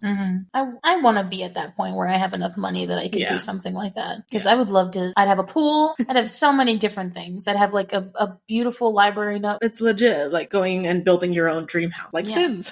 Like Sims, but also very much in the sense of it being in real life and I get to live there. And you can't believe that you live there sometimes. Oh, yeah. So I'm excited to see how that develops. I was excited when I read this to see how that was going. I want to see what the house ends up looking like. The estate. I'd love to see that. And I was, honestly, as we go into chapter 23, I was surprised at this whole scene. I did not think this was going to happen. So we go back to Rhys's perspective, and of course, the first thing he's bringing up is how much the sex was. He's like, the sex destroyed me. Everything, every scrap of my soul. If it didn't belong to her before, it belongs to her now. Because like, he's a whip for her. I surrendered myself last night. It's like, oh. And so it's the image of Feyre's smile and beamingness at the estate that pushes him to go back to Tamlin's estate. I did not expect him to go back. No. But I'm happy. Because we already went once. I wasn't expecting to see Tamlin again. But though, unlike this time, Tamlin does not answer the knock. And so that worries Rhys to make it seem like he's going to walk in and he's just going to dead somewhere. Or maybe he hung himself. Oh, yeah. Oh, God. Would that even work? Like, I don't even know if that would work. It would. But they can't be killed by that. Yeah, they could. I don't think so. I mean, they'd need a strong rope, but I think they could. They'd survive longer and it'd be more painful. I just don't think... Like, their necks wouldn't snap the moment the chair dropped. I just don't think it'd be that easy. I don't think it... I think it would have to be something ashy. Ashwood. Like, I don't think that could be it, but I just don't think he could kill himself that easily. It'd have to be something worse. He uses an ash dagger to the heart, similar to how Feyre God, that'd be terrible. I don't want Tamlin necessarily to die, but if he is going to die, I want it to be heroic. I want him to have a heroic end. He needs some kind of redemption, because this is just yeah. It's sad. So Rhys just kind of walks in the house and goes to the kitchen and sees Tamlin sitting in a chair staring at this giant elk that's shot through the throat, but he hasn't done anything with it and it's just sitting there. Yeah. And God, it's the acknowledgement of Lucian's words, because I think this is what shows Rhys as a character more than like how he interacts with Feyre, is that Lucian's words that lingered to him, of like him not kicking a downed male, because Tamlin doesn't even acknowledge him. He just is staring at the elk. And Rhys, another good thing for the holidays, he spoke with Varian, Prince Varian of Adriata last night while he was in the townhouse drinking with them, and was like, hey, by the way, can you dispatch some soldiers to the Spring Court border? Since you guys are more on good terms than us, it will be done, said Prince Varian. It wouldn't be any Night Court ill. now. Is that acceptable to you? And Tamlin, honestly, I don't think he even gave a shit about that even before. I think it was just the fact that he came in there and said, oh, I'll do this. Do you think she will forgive me?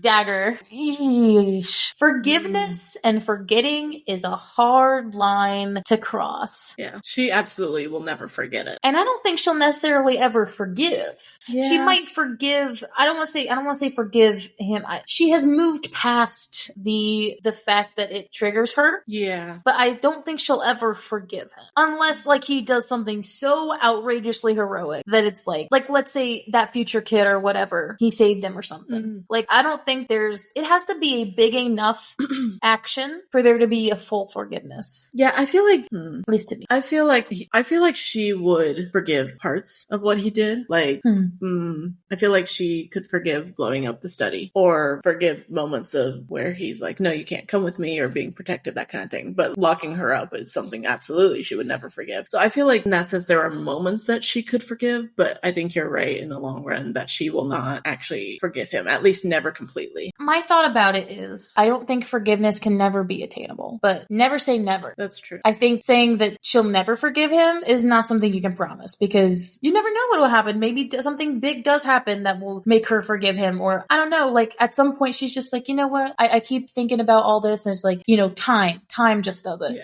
Where it's like, I'm just gonna forgive you because let's move past this. Because even then I feel like there's always going to be a small part that never forgives him though. I think even if he does have that kind of redemption, like if you said he saved her child or something, she'll never forget it for sure. Yeah. But I think she could forgive in the sense of just forgiving it to move past it. But again, I think it would have to be something big. But because I also think forgiveness is one of those fine lines of, it's a nuanced term. Because I think forgiving a situation versus forgiving a person is different. Yeah. And so but anyway. He'd have to earn both. I also just think in this level of where things take centuries and time, it's not like in our lifespans or, oh no, this is something I'll never forget. Not in my lifetime. There's a level of, you know, when they have those, oh god, it's like the freaking Capulets and this level of wars that happen over time, and then at some point they just go away because of time. Yeah. It's like that because of things, because they live so long. There's a level for me that it's like, oh, maybe at some point they just fucking forgive it because they've just been around for so long. But anyway. I don't think Rhys necessarily will forgive Tamlin because of his mom and sister. Yeah. But I'm not trying to give Tamlin the benefit of the doubt, but he wasn't necessarily the one that killed them. We don't know what happened. We don't know the exact details about it. Like, what we've heard is that he told his father about it, but we don't even know if that was, you know, giving him the benefit of the doubt, if that was like tortured out of him of like, where were you? Or why were you talking with Rhys? He indirectly led to their deaths, but we don't know if he was the one to actually take their heads or not. Right.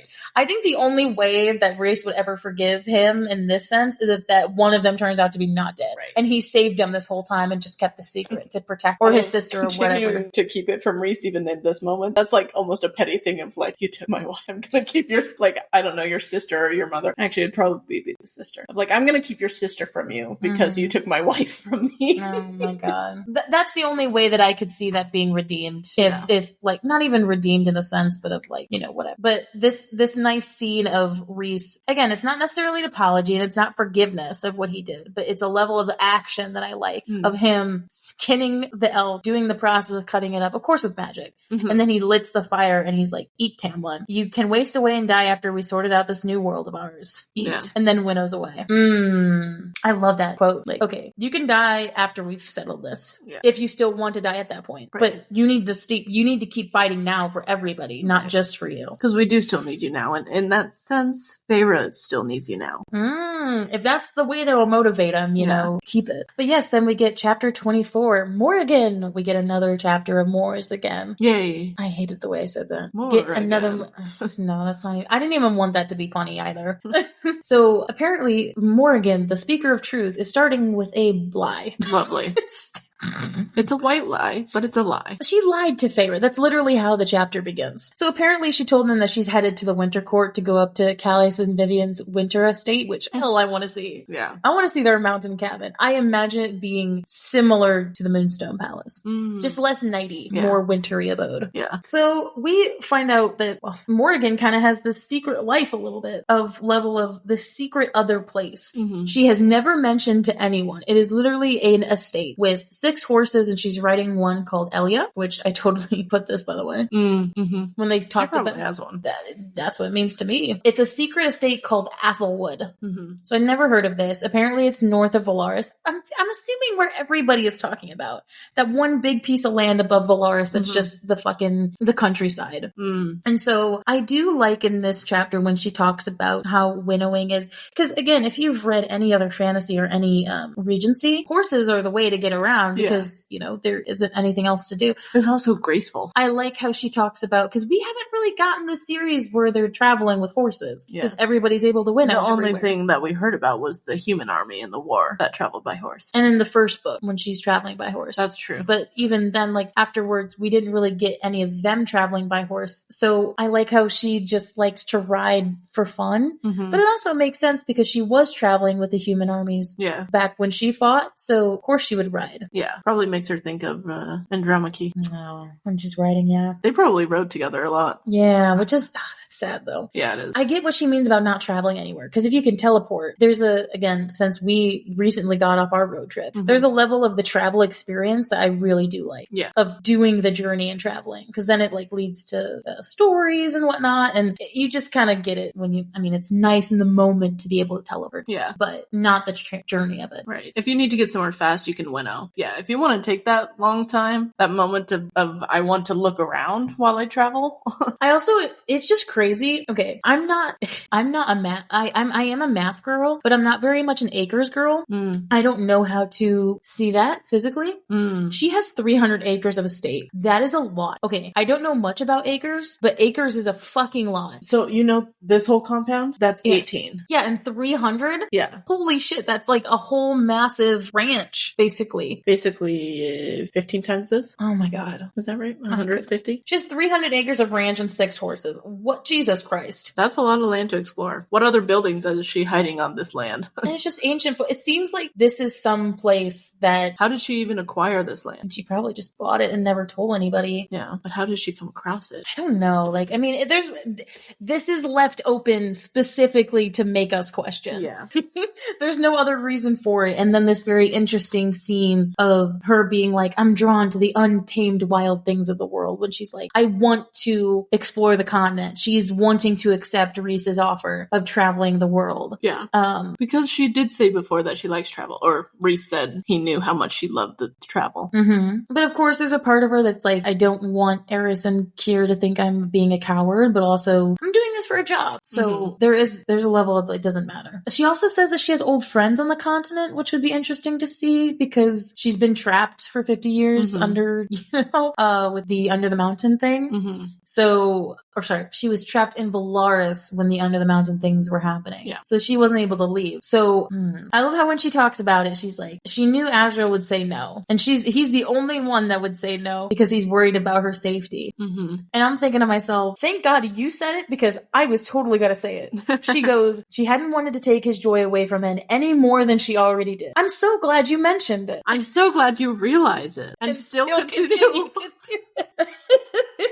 We both thought the same thing and said the same thing. And she still continues to do it. It's like, great, babe, you acknowledge it. Why the fuck aren't you doing anything about it? Why do you keep doing it? Tell him before you go. That is an easy way out. You don't know how many times I have told someone, yo, don't like you. Like, right, and just booked it. Especially if you're about to leave for who knows how long. Like, if it gets awkward, which it's going to be, like, you just say, hey, I'm not interested. Sorry for leading you on for 500 years. Bye. I'll see. We can talk when I get back. So like, it's cowardly, but she has an escape. Yeah, and she's already been cowardly up to now, so this is just more in character. But I will say, it's funny, because I've also had the reverse, where it's like, winter break came, and I just be like, okay, I'm going to tell you I like you, and then leave you for 2 weeks to just think about it. Yeah. Totally have done that before, too, just because I was scared of seeing them again. I've done that.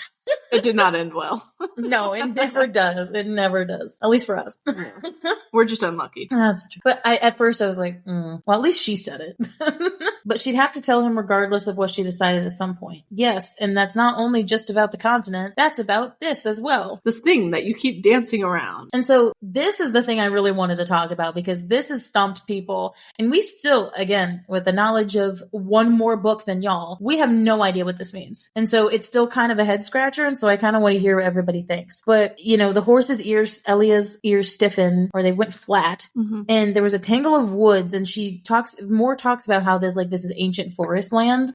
Even in these woods, ancient terrors had been known to emerge. And I'm like, oh my god, that just means something will happen. And there it says, there between a tangled snarl of thorns, a patch of darkness. It did not move, did not seem to do anything but linger and watch. Familiar and yet foreign. Power whispering not to touch it and not to go near it. She said she watched the darkness and the thorns as if a shadow had fallen asleep amongst them. She said, just to, you know, it's not Azrael's shadows, Twang in whispering. Something different, something that stared back, watching her turn. I had 3 guesses when I read it. What the fuck is that? My very first guess was Bryaxis. Huh. Because I was just like shadow and a peaceful shadow, maybe. That's just watching?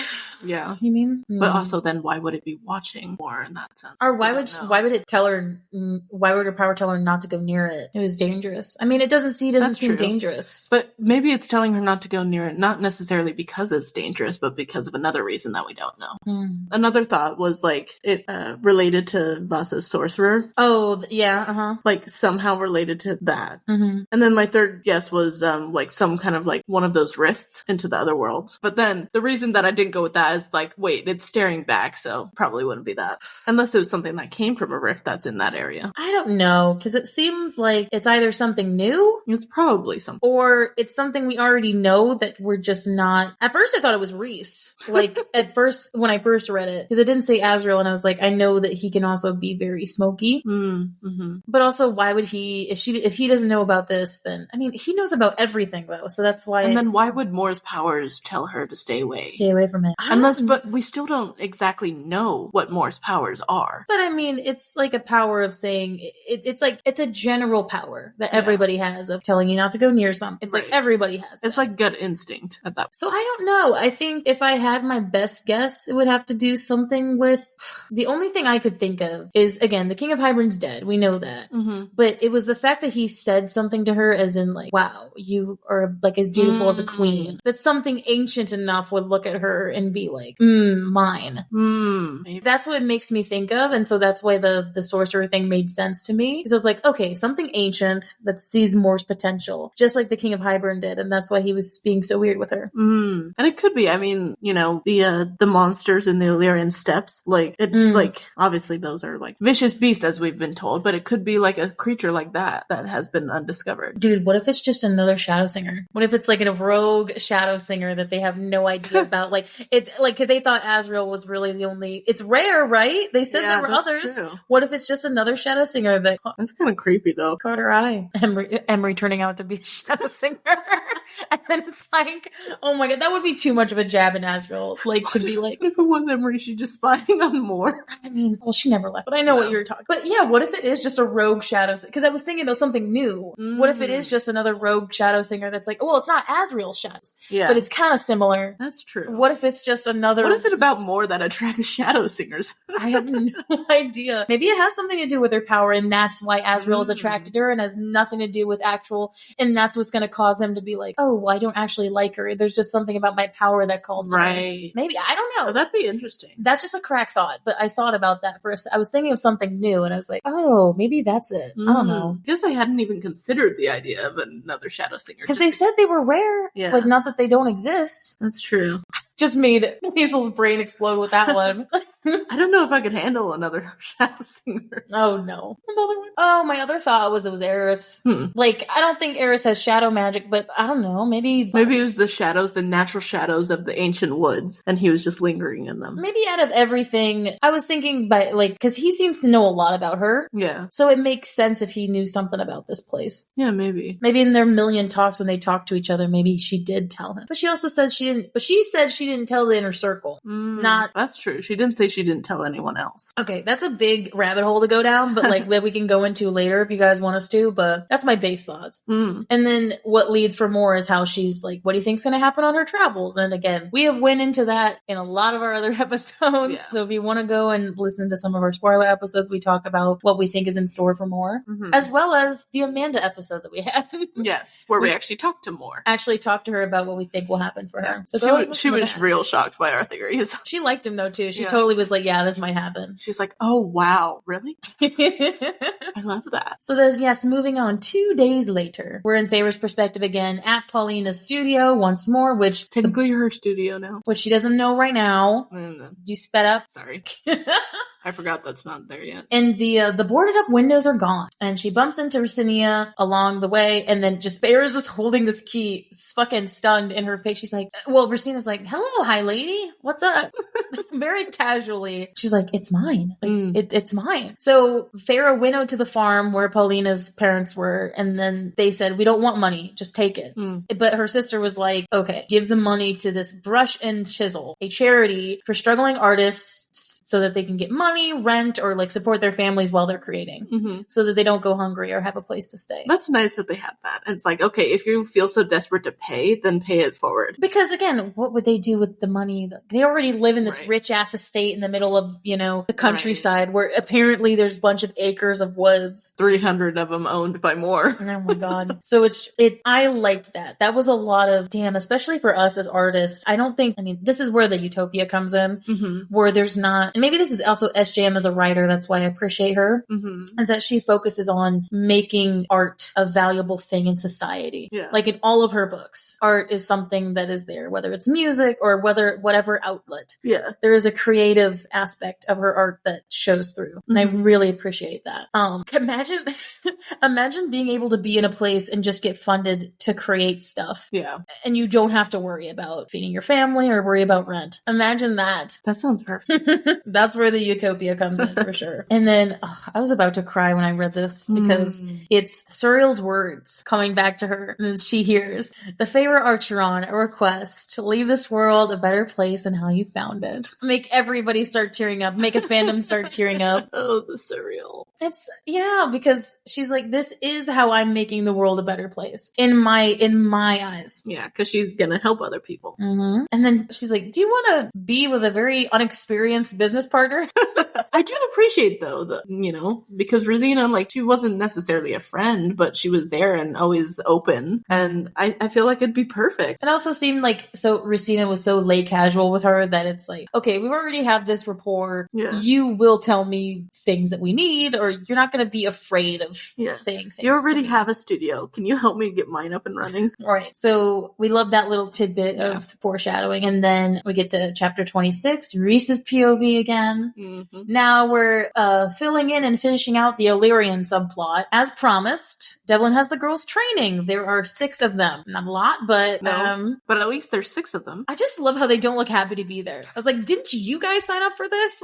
Or were they forced to do it? I don't know. It's kind of like maybe Devlin just picked them at random of okay, you guys are gonna be the ones here, so we don't happy. I don't think Cassian would have forced... Oh, no, not Cassian. But also, he was the one who helped them, so I feel like they did. They did sign up for it. Yeah. Because I don't think there would be ones where they didn't. Maybe their unhappiness is oh, damn, my husband is gonna kill me for this. Or they're, I think the unhappiness stems from Devlin kind of half-ass training them with a dagger. Yeah. It's okay, I want to learn more than just this. I mean, it's Devlin. It's a start. It is a start.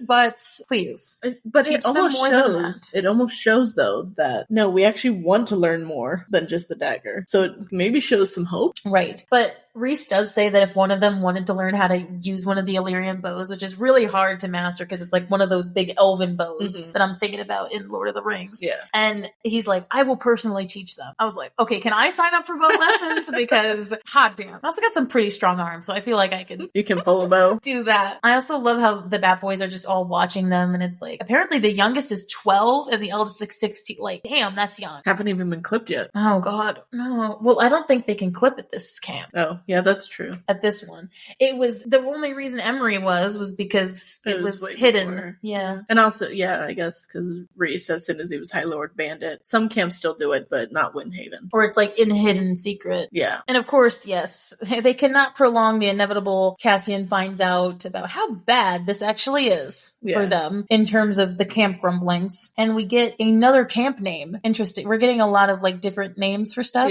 that to pick up on for later. Wink, wink, nudge, nudge. nudge. It's the Ironcrest camp, apparently a known rival of the Windhaven camp. Of course it is. And the guy who's spreading the most bullshit is a novice, a warrior novice who has not even passed the rite yet. What a bastard. The worst kind of bastard. His name is Callion, and he's stirring up trouble for specifically raising Cassian. Some kind of grudge we don't know about. And I love how he hasn't even taken I was like, this punk-ass novice warrior, he hasn't even been through the rite yet. What the fuck does he think he's doing? He wouldn't survive the rite. Not if he's petty enough to spread rumors. Unless I was thinking Callion was going to come back and he was going to challenge Cass to do the rite again with them so that he could kill him and then get his ass handed. That's what I was thinking was going to happen. Yeah. Which I'm not saying that didn't happen. I'm just saying that's what I thought when I read it. And I love how Rhys, they talk about, it's like, well, accidents happen in the skies or accidents happen in the rite and Illyrian tradition. Yeah. It's like also Cassian's that level of determined that he's like, okay, if he wants to come face me, let him face me. Right. We don't need to do this. We're just going to kill him by accident. Right. I want to kill him like actually. If he has the balls to come face me, then he better come face me. If not, he can just shove it. Which makes me, that's why I love Cassian. I love the aggressive. Yeah. I don't like passive aggressive. I think that's, yeah. Mm. Not in a lover, for sure. No. And I don't mean aggressive by physical. I mean just like in the sense of, I want someone to outright fight with me. Yeah. Not like... Be determined. I don't want him to be scared of me. That's the thing. Because a lot of guys are. Yeah, for whatever reason. I mean, sometimes to be fair, but also I don't think it's fair. I love how the males are like kind of just distancing themselves from the girls like they have some fucking disease. Wait, independence? Feminism? It's just... Gasp. Independence? Like, gasp. A woman thinking for herself? Shocking. She needs to be put down. We need to burn those weapons. Oh my god, that was... Sorry. I know we think that out, but that was so dumb. Yeah. Oh my god. But... to be fair, this is a good sign that Devlin, because Azriel didn't even think they were going to show up, or that Devlin was even going to do it in the first place. So it's a good pathway, and I mean, Cassian wants so much for them, but at the same time, it's like small steps. With this kind of thing, you cannot push it. Right. I mean, it's basically like trying to quote unquote cure racism. That's not going to happen in one's lifetime, just one person's lifetime. That's true. So, because you never can, because they're always going to be, I mean, this is a good parallel to real life of a systematic thing that is slowly over there, even 500 years of trying to fix, that you can't really change people's minds. And it's only, how do I say this in a nice way? It's only when those older generations die off that the new ones that came in to learn the new rules study them. Yeah. Then again, racism and everything like that gets taught through generations. Yeah, it takes generations. It takes only a few people to teach that to the new generation, and then they're all thinking the same thing. And then the cycle is just a never-ending. And it's kind of like the thing of like one person teaches like two kids, and then they grow up and teach two more kids each. So like it can be exponential, but either way, it's like a slow growth that has to happen over generations. It's always going to be there. Yeah. They can try to lessen it, but it's never just going to go away. Right. Or even if it does. Even in this day, like there's still sexism. Oh yeah. I mean, there's everything. And it's taken quite a while for that to go away. And it's like, even at that, like the outright sexism is still there. Yeah. But it's not as prominent, but it's still there. Right. But yes, small steps, brother. Though I will say, the only thing I have to say about Azriel's Illyrian roots that bother me is that it's tricky. Because at first he's like, okay, I don't want to be associated with them, but he still has the tattoos and he still wears the Illyrian letters. Yeah. I feel like he does that in honor of his brothers, though. You don't think it has anything to do with him honoring like the actual people? It's just... I feel like it would be in honor of his mother, because he seemed to have liked her. I mean, when he could see her. Okay. But so it's like maybe in that, but if anything, I feel like getting the tattoos was, you know, what are they? Glory? Like for the glory of his brothers, to honor Cassian. Like even though he hates the Illyrians, he loves his brothers. Well, because they got it after they won the right, didn't they? Yeah. I'm pretty sure they did. Or he could have also gotten them in like, I don't like the Illyrians. I don't like that I am Illyrian, but I did just beat this Illyrian tradition that is supposedly very hard. And to oppress me? Yeah. This was supposed to have killed me, and it didn't. So I beat the Illyrians in this sense. Yeah. So it could be that too. It's just a good nuanced conversation with I want to see more of in his perspective. I want to see more of this struggle. Yeah. Because I think it's an interesting development. So yeah, of course that's something we're going to have to deal with. Like we got the Queens, we got the Vasa thing, we've got the Queens, the Illyrians, the Vasa thing, and everybody's fucked up relationships. Nesta and Cass Cassian, Elaine, Azrael, Lucian, whatever the fuck's happening there, and just more. Like, so we're having all these things set up for the next few books. Because again, it's going to be another, I think it's 2 more novellas and 2 more books. Or it's either 1 more novella and 2 more books. I think I'm right the first time. I'm pretty sure there's 2 novellas coming. At least that's what she's been saying. So gonna be 9 books total? Yeah. And even then, fuck. Honestly, with how this is going, I don't even know if it's gonna be, ACOTAR's gonna be even longer than what she said. Because, I mean, can she finish it all in 9 books? I don't know. I can't say anything. Okay. So I have an upper hand here. But yes, we get to the last 2 chapters. 1 month later, it is the first day debut of the studio, and Rosina and Feyre are like working. They had worked on their space. Rosina has become a very, very dear friend, writing the lessons and kind of making the space and decorating. And she even has said that Rosina has become such a good, or that she's such a good artist that she has even helped bring her on the project of the River House. Yeah. And it's like, oh, that's sweet. Yeah. She's probably like a sculptor, or at least knows some of the close sculptors. Yeah. Like to make like one of those mini model houses. Very much an artist through and through. Yeah. Level of. So basically, yeah, what this place is going to be is for teaching lessons to children, painting. But painting in any sort of art. I will say the fact at the beginning of this where they're kind of pacing around, anybody who has ever run an event or, held an event or has made their own business understand this feeling of like opening up and being like, okay, I told a lot of people, why are they not showing up? Right. I have done and I have made events where all of the Brimley's events, there's levels of like, is people going to show up? Like I told everybody I know, are they going to actually? So anybody who does that and knows that understands this feeling. Yeah.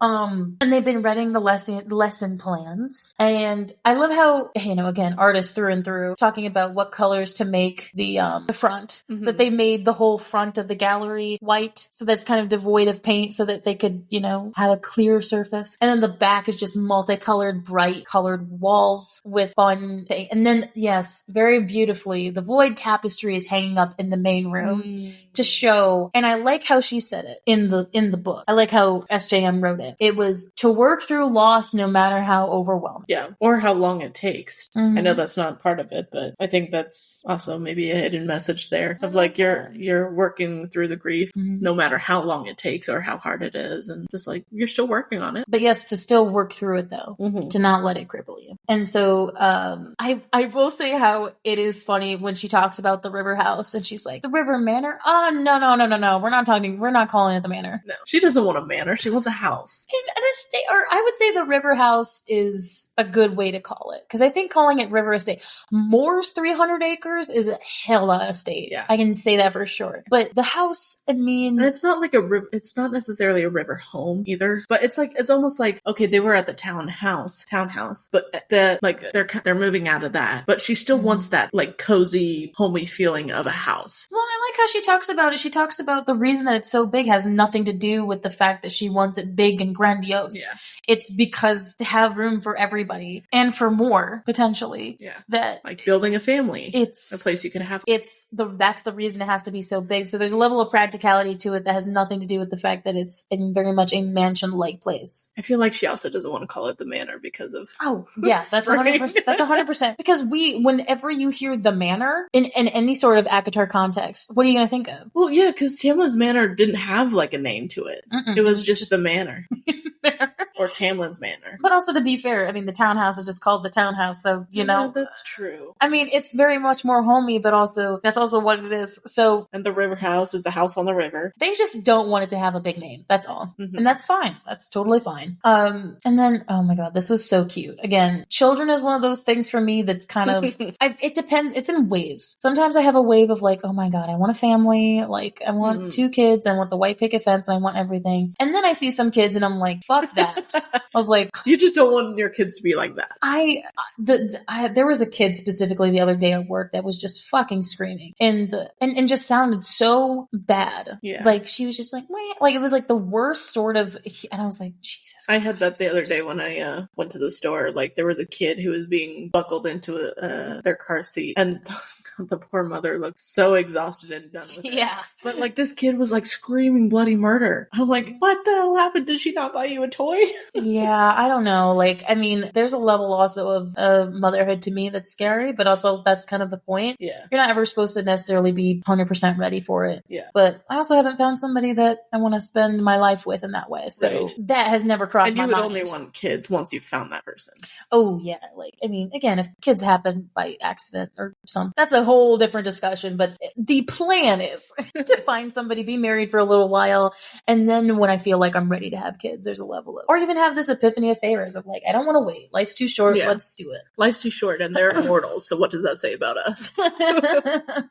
So, but I do like that theme of SJMs is of very much like live in the moment. Yeah. Like don't think too far ahead, because if you do, like, you never know. So Yeah. I like that theme of living in the moment. So Racina basically told all the family friends around, she's like, okay, so basically what's going to happen is the High Lady is going to teach classes, and it's not going to just be her, but it's going to be a bunch of other artists that she kind of brought along the way to teach kids for free. Yeah.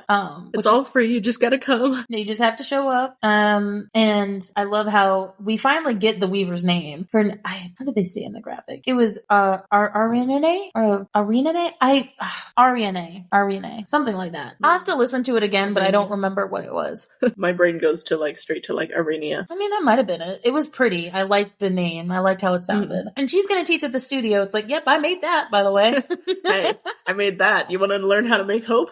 Do you want to know how to make void? Please, God, do not ask the kids to do. I mean, I Make think some void pain. I felt bad though that these kids, some of them walked in with parents and some of them didn't have any. And I was like, oh, I mean, that's a good reason for them to be there. Like, you know, they lost both their parents. I know. I was just sad. I was like, oh no. Imagine that though, like kids just coming to the thing on their own of just like, is this what I heard about? Oh, it's like, of course take him in. But it's, so of course so Feyre also is going to teach classes, and I love how it's when they hear it's how much I love how the two first questions were, okay, when is it? And then how much does it cost? Which is totally the parent question to ask. Right. And it's, okay, if it's free, everyone's coming. Yeah, because, well, not only do you not have to pay, but you're going to help your kid. That's also free childcare right there. Right. For at least an hour. Yeah. Hey, if you and your husband want to go on a date or something to go get make away, another child. Yeah, like that's free childcare for sure. Yeah. But also in the more sentimental, nice way of it, it is an outlet for,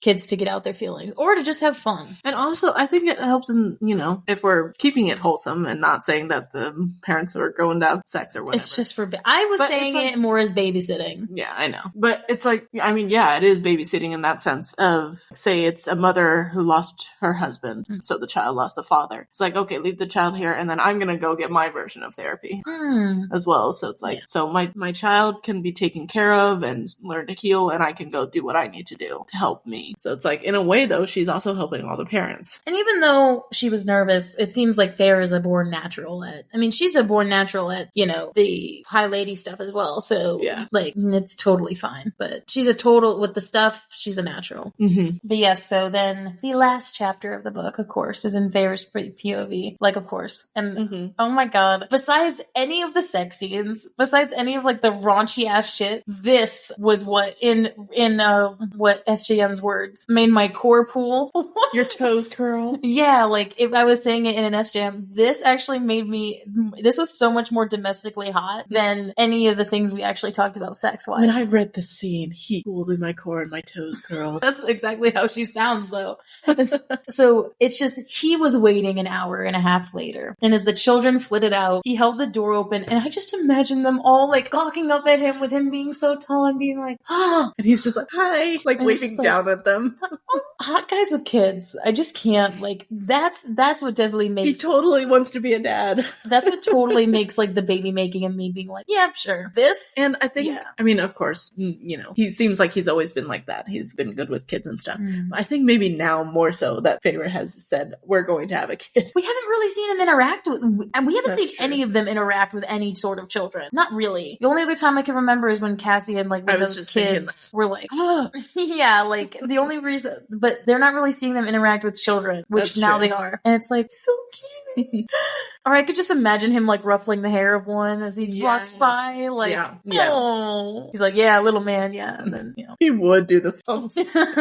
Which is so cute. And then be like, the High Lord touched my hair. I love how, but to me, that's hot as fuck. For sure, for a guy. Hey, guys out there listening, ever want to impress a girl, just dog or children. Dog and children. Like, that's the level of that will pull in a woman. Yeah. Also a hot car. But more so the children and the dog. Yeah. Just to let you guys know. Children in the sense of being good with children. Yeah, no, I didn't mean like that. You guys know what I meant. And so Rosina, it's so funny because like she's telling them, so Rosina's in the back like wiping her face because apparently one of the kids was like starting using his powers and he made a bubble that had all the paint to see what it looked like and it popped in her face. And I literally put in my notes, in quotes, public school. Yeah. I was like, that was public school kindergarten hella. Yeah. For sure. And I was like, yep. And so they're walking around, they're looking at the paintings. And of course, one of them is one very serious, where the girl literally painted stick figures that were all bloodied. And very much figures coming out of the sky. So it's kind of recreating the adder attack. And so apparently this kid's parents got fucking devoured by the adders. And it's like, ooh. That's terrifying. God.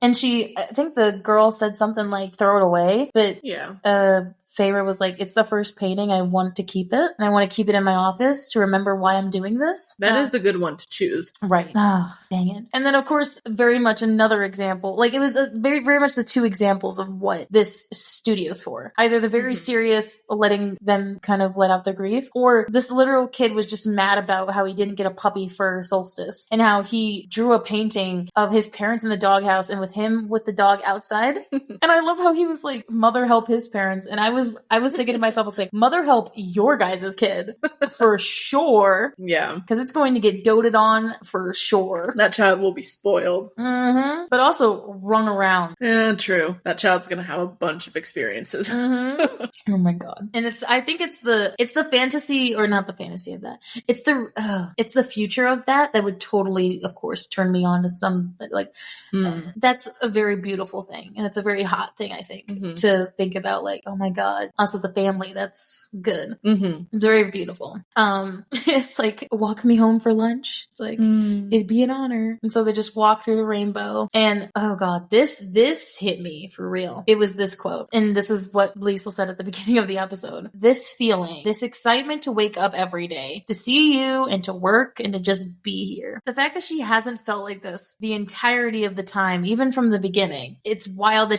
this is the completion of her arc. That's what makes this book important, because this is Feyre's end note of her finally feeling like she can wake up every day and feel happy about what she's doing, which not a lot of people can say they do. She gets to wake up and paint. And then have her husband, she was the one that got married off so she could paint. Out of all the things that she finds important, because some people don't find romance important in their life, and that's, again, that's not me. That's not personally how I feel, but it's the aspect of everything in her life feels whole. She has her family. She has, well, tentatively, she has her family in her circle. She has her husband, her love, whatever. She has the job. She has the purpose that she found. It's like, okay, that was the missing part and what she wanted. And so it's like, they're all coming together and it's like, okay, now fine. Because even for me, sometimes, like, especially since I lack the romance is such an important part of what I think ends up being happy, at least for me. So the fact that I'm out here and doing a job and, whatever, it could make me happy. But at the same time, if I don't have that, it'll feel incomplete. So better get on that, I guess. Time's a ticking. Oh my God. But yes, it's a real statement for sure. Yeah. And of course, her talking about, like, I know there's so much more else to do, very similar to the end of ACOWAR, but saying, you make me happy. My life is happy and I will never stop being grateful that you are in it. Reese, totally not ashamed that they're in public, starts tearing up and actually crying in the street. He deserved to hear that, though. Get your validation that she knows he needs, but is not giving it to him for any certain purpose. Yeah. I will never be grateful to have you in my life either, Feyre, darling. And no matter what lies ahead, we will face it together and enjoy every moment of it together. Yes. Oh, I love you. What's not the love? Okay. Ruined it. Again. And then, of course, it ends with the iconic, to the stars who listen, Feyre. So now they're flipping it. And to the dreams that are answered, Reese. What an iconic quote to have and an iconic quote to flip. Yeah. Because it also has a more subtle meaning there. Because Reese was always the one to answer that question. It's like, because the first of it is to the stars who listen. Like, it's always been it's always been Feyre saying that. Yeah. Of being like, okay, I've been looking up to the stars. Yeah. And Reese always be the one to be answering it. And now she's answering it. I see that subtlety in there, SJM. I see that. The fact that she's switching it up on him, and that now she's the one telling him about that, about how they're happy. And to the dreams that are answered. And they were. Let's see how still being answered, apparently. Let's see how that gets fucked up in the next month. That happy ending that they thought they were going to have. There's one more book so far, and for now. Are you guys excited for the next book? Because I am. I'm definitely excited. Was it you who I was talking with, or the... No, it wasn't your dad. I don't think it was your dad when you were in the bathroom. I don't know what you're talking about. Sorry. You're talking about how Silver Flame is the biggest of the books, physically biggest. Oh, yeah, it's the longest book, yes, so far in the ACOTAR universe. Maybe it was your dad, actually, when you went to the bathroom. Like, we were talking about it because he doesn't have the physical books. And he's just like, wait, which one is the biggest one? Silver Flame, yes. Like Silver Flame, yes. The one that you'll see with comparison to all of them is Silver Flame. Silver Flame is the longest book because it's also, it's, It's not even, I think, what you're thinking. There's nothing much I can say about it other than, like, it feels more complete than some of the other books that kind of leave it on a cliffhanger. I mean, because in that sense, Feyre's story arc took 4 books. Yeah. In the landscape of things ending on a cliffhanger, this book doesn't really end cliffhangery. Like, Silver Flame doesn't, I mean, there are unanswered questions, like always. Yeah. I think it ended more like the first book did. Yeah. Than not in plot relevance. I think the fact that it was like, oh my god, we're home, and that's it. Yeah. There was an ominousness of more ahead. Right. That's what Silver always is Flame with us, Jam. And obviously we know that because of the other books, but yeah. I'm so happy we got to do this one because I think it's underrated, and I know some people don't like it, so if there's people who don't like how much we deep dive into this, I understand. Luckily, there's only 4 episodes.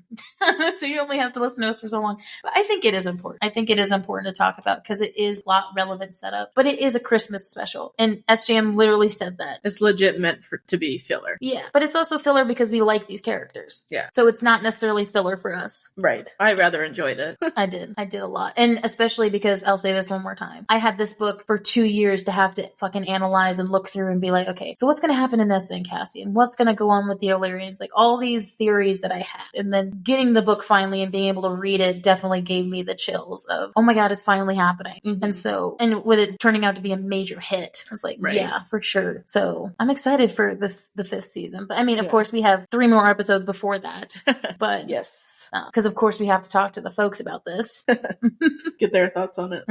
So that'll be exciting. But God, I'm gonna have to. How many parts is Silver Flame? Sorry, just off the record, audio wise. What do you mean? Like how many parts? There's 2. Is it 2? That's legit what I was asking. Okay. If there were 2, sorry, that just popped into my mind. Okay. What am I saying? Oh yeah. But anyway, so that is the end of the book. The end of the deep dive. The end of the deep dive. We're gonna dive into our next section where we talk about the graphic audio. I did not keep up with the graphic audio this book. No. I'll definitely have to do that for Silver Flame. Oh, for sure. But absolutely, I'm gonna listen to this one first. I need to. Yeah.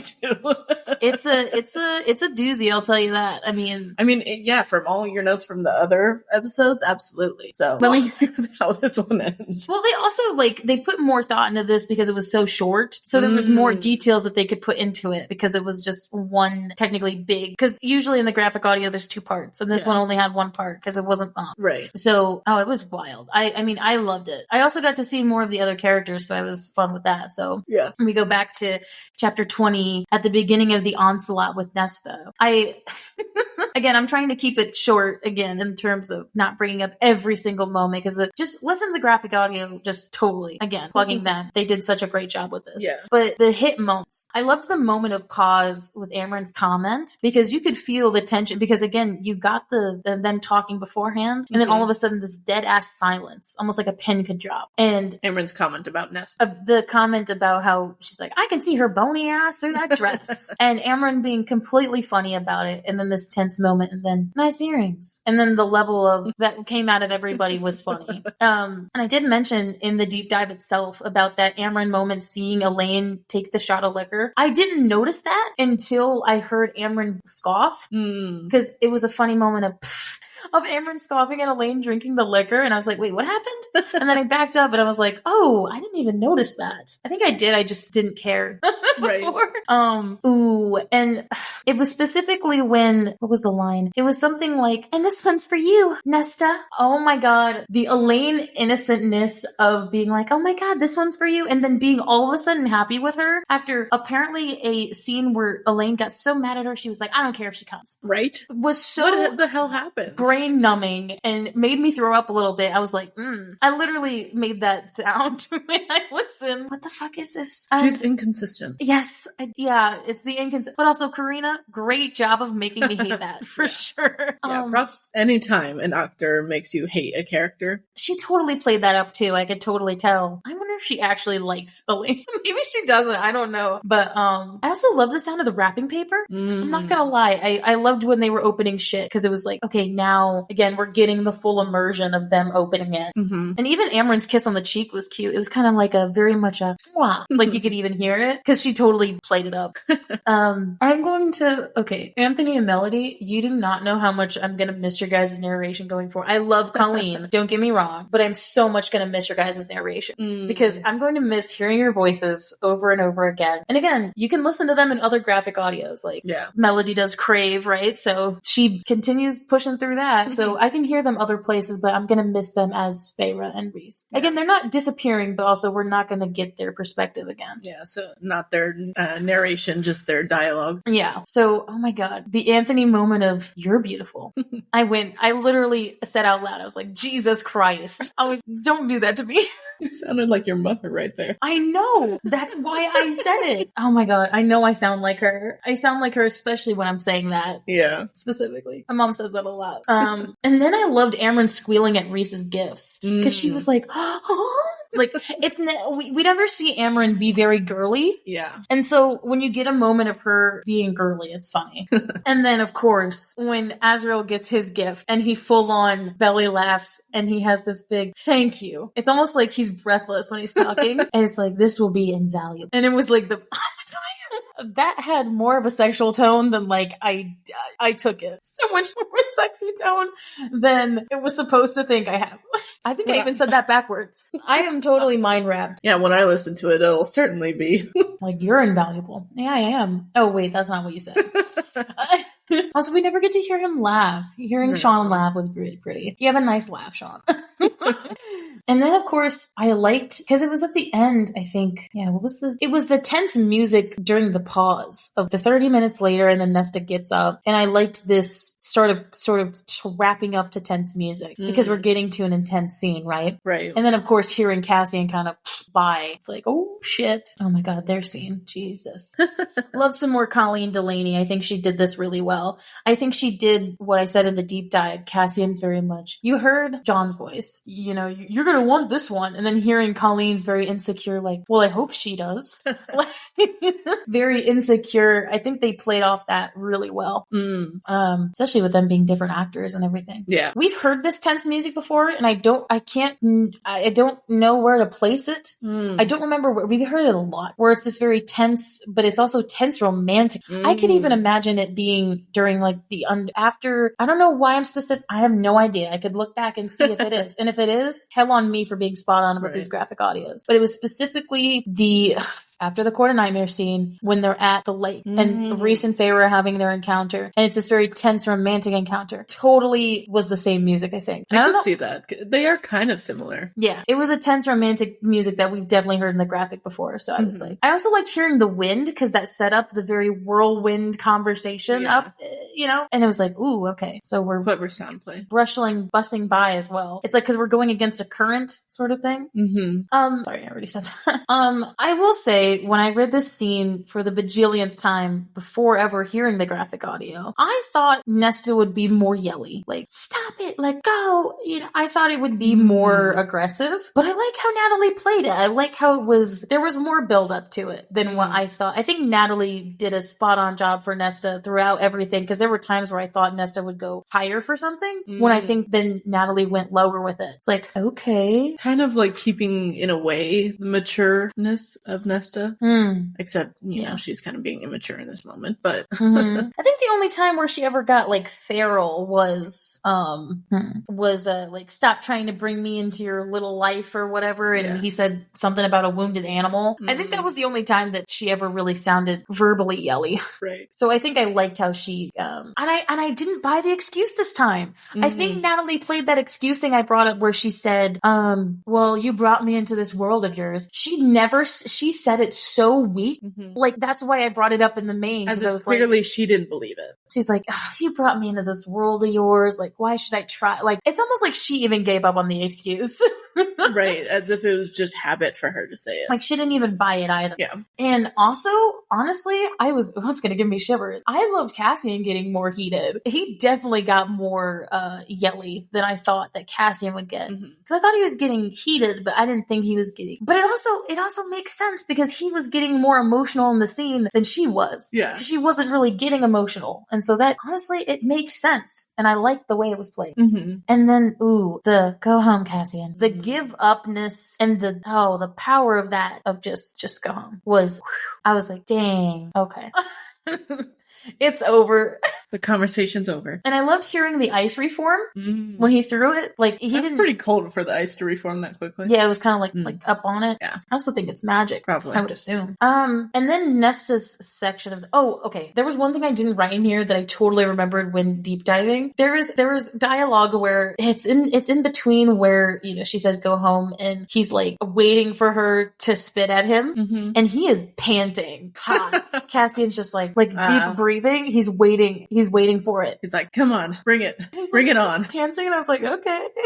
Totally not what that scene's supposed to be, but okay. And then of course the very away. Yeah. So then Nesta's part, again, Nesta doesn't talk the whole time, so there wasn't really any of Natalie's narration there, but it was all Colleen and the music of just this emptiness part was just amazing to hear. Like, you totally got the vibe of what that was supposed to be, even through the dialogue. Sorry, the lack of dialogue, of just introspective thought. And then I loved specifically the moment of hearing the wings away, and then that was the only thing you heard of Natalie of, and then slumping to the ground. Oh, it was good. It was cool. That gave me chills for sure. Okay, you ready for this?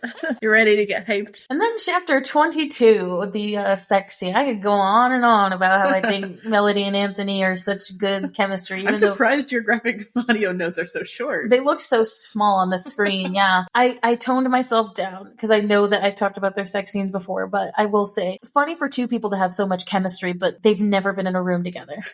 How is that possible? Oh, the magic of voice acting. So I liked the beginning that it was kind of tender and soft, and it made the moment before seem, it's like, okay, we just got this moment ruined. Cassian came back. Okay, I'm just... Yeah. It was kind of a transition music, right? Right. And then, of course, the promise in Reese's voice when it was peace and quiet, mate, as he slumps onto the couch. Like, you could hear it. And I was like, I think even Melody did kind of like a... Oh, she's ready. Also, I think this was Melody's best performance of a sex scene. Really? Honestly, I think she kind of made the scene more than he did. I mean, again, you know,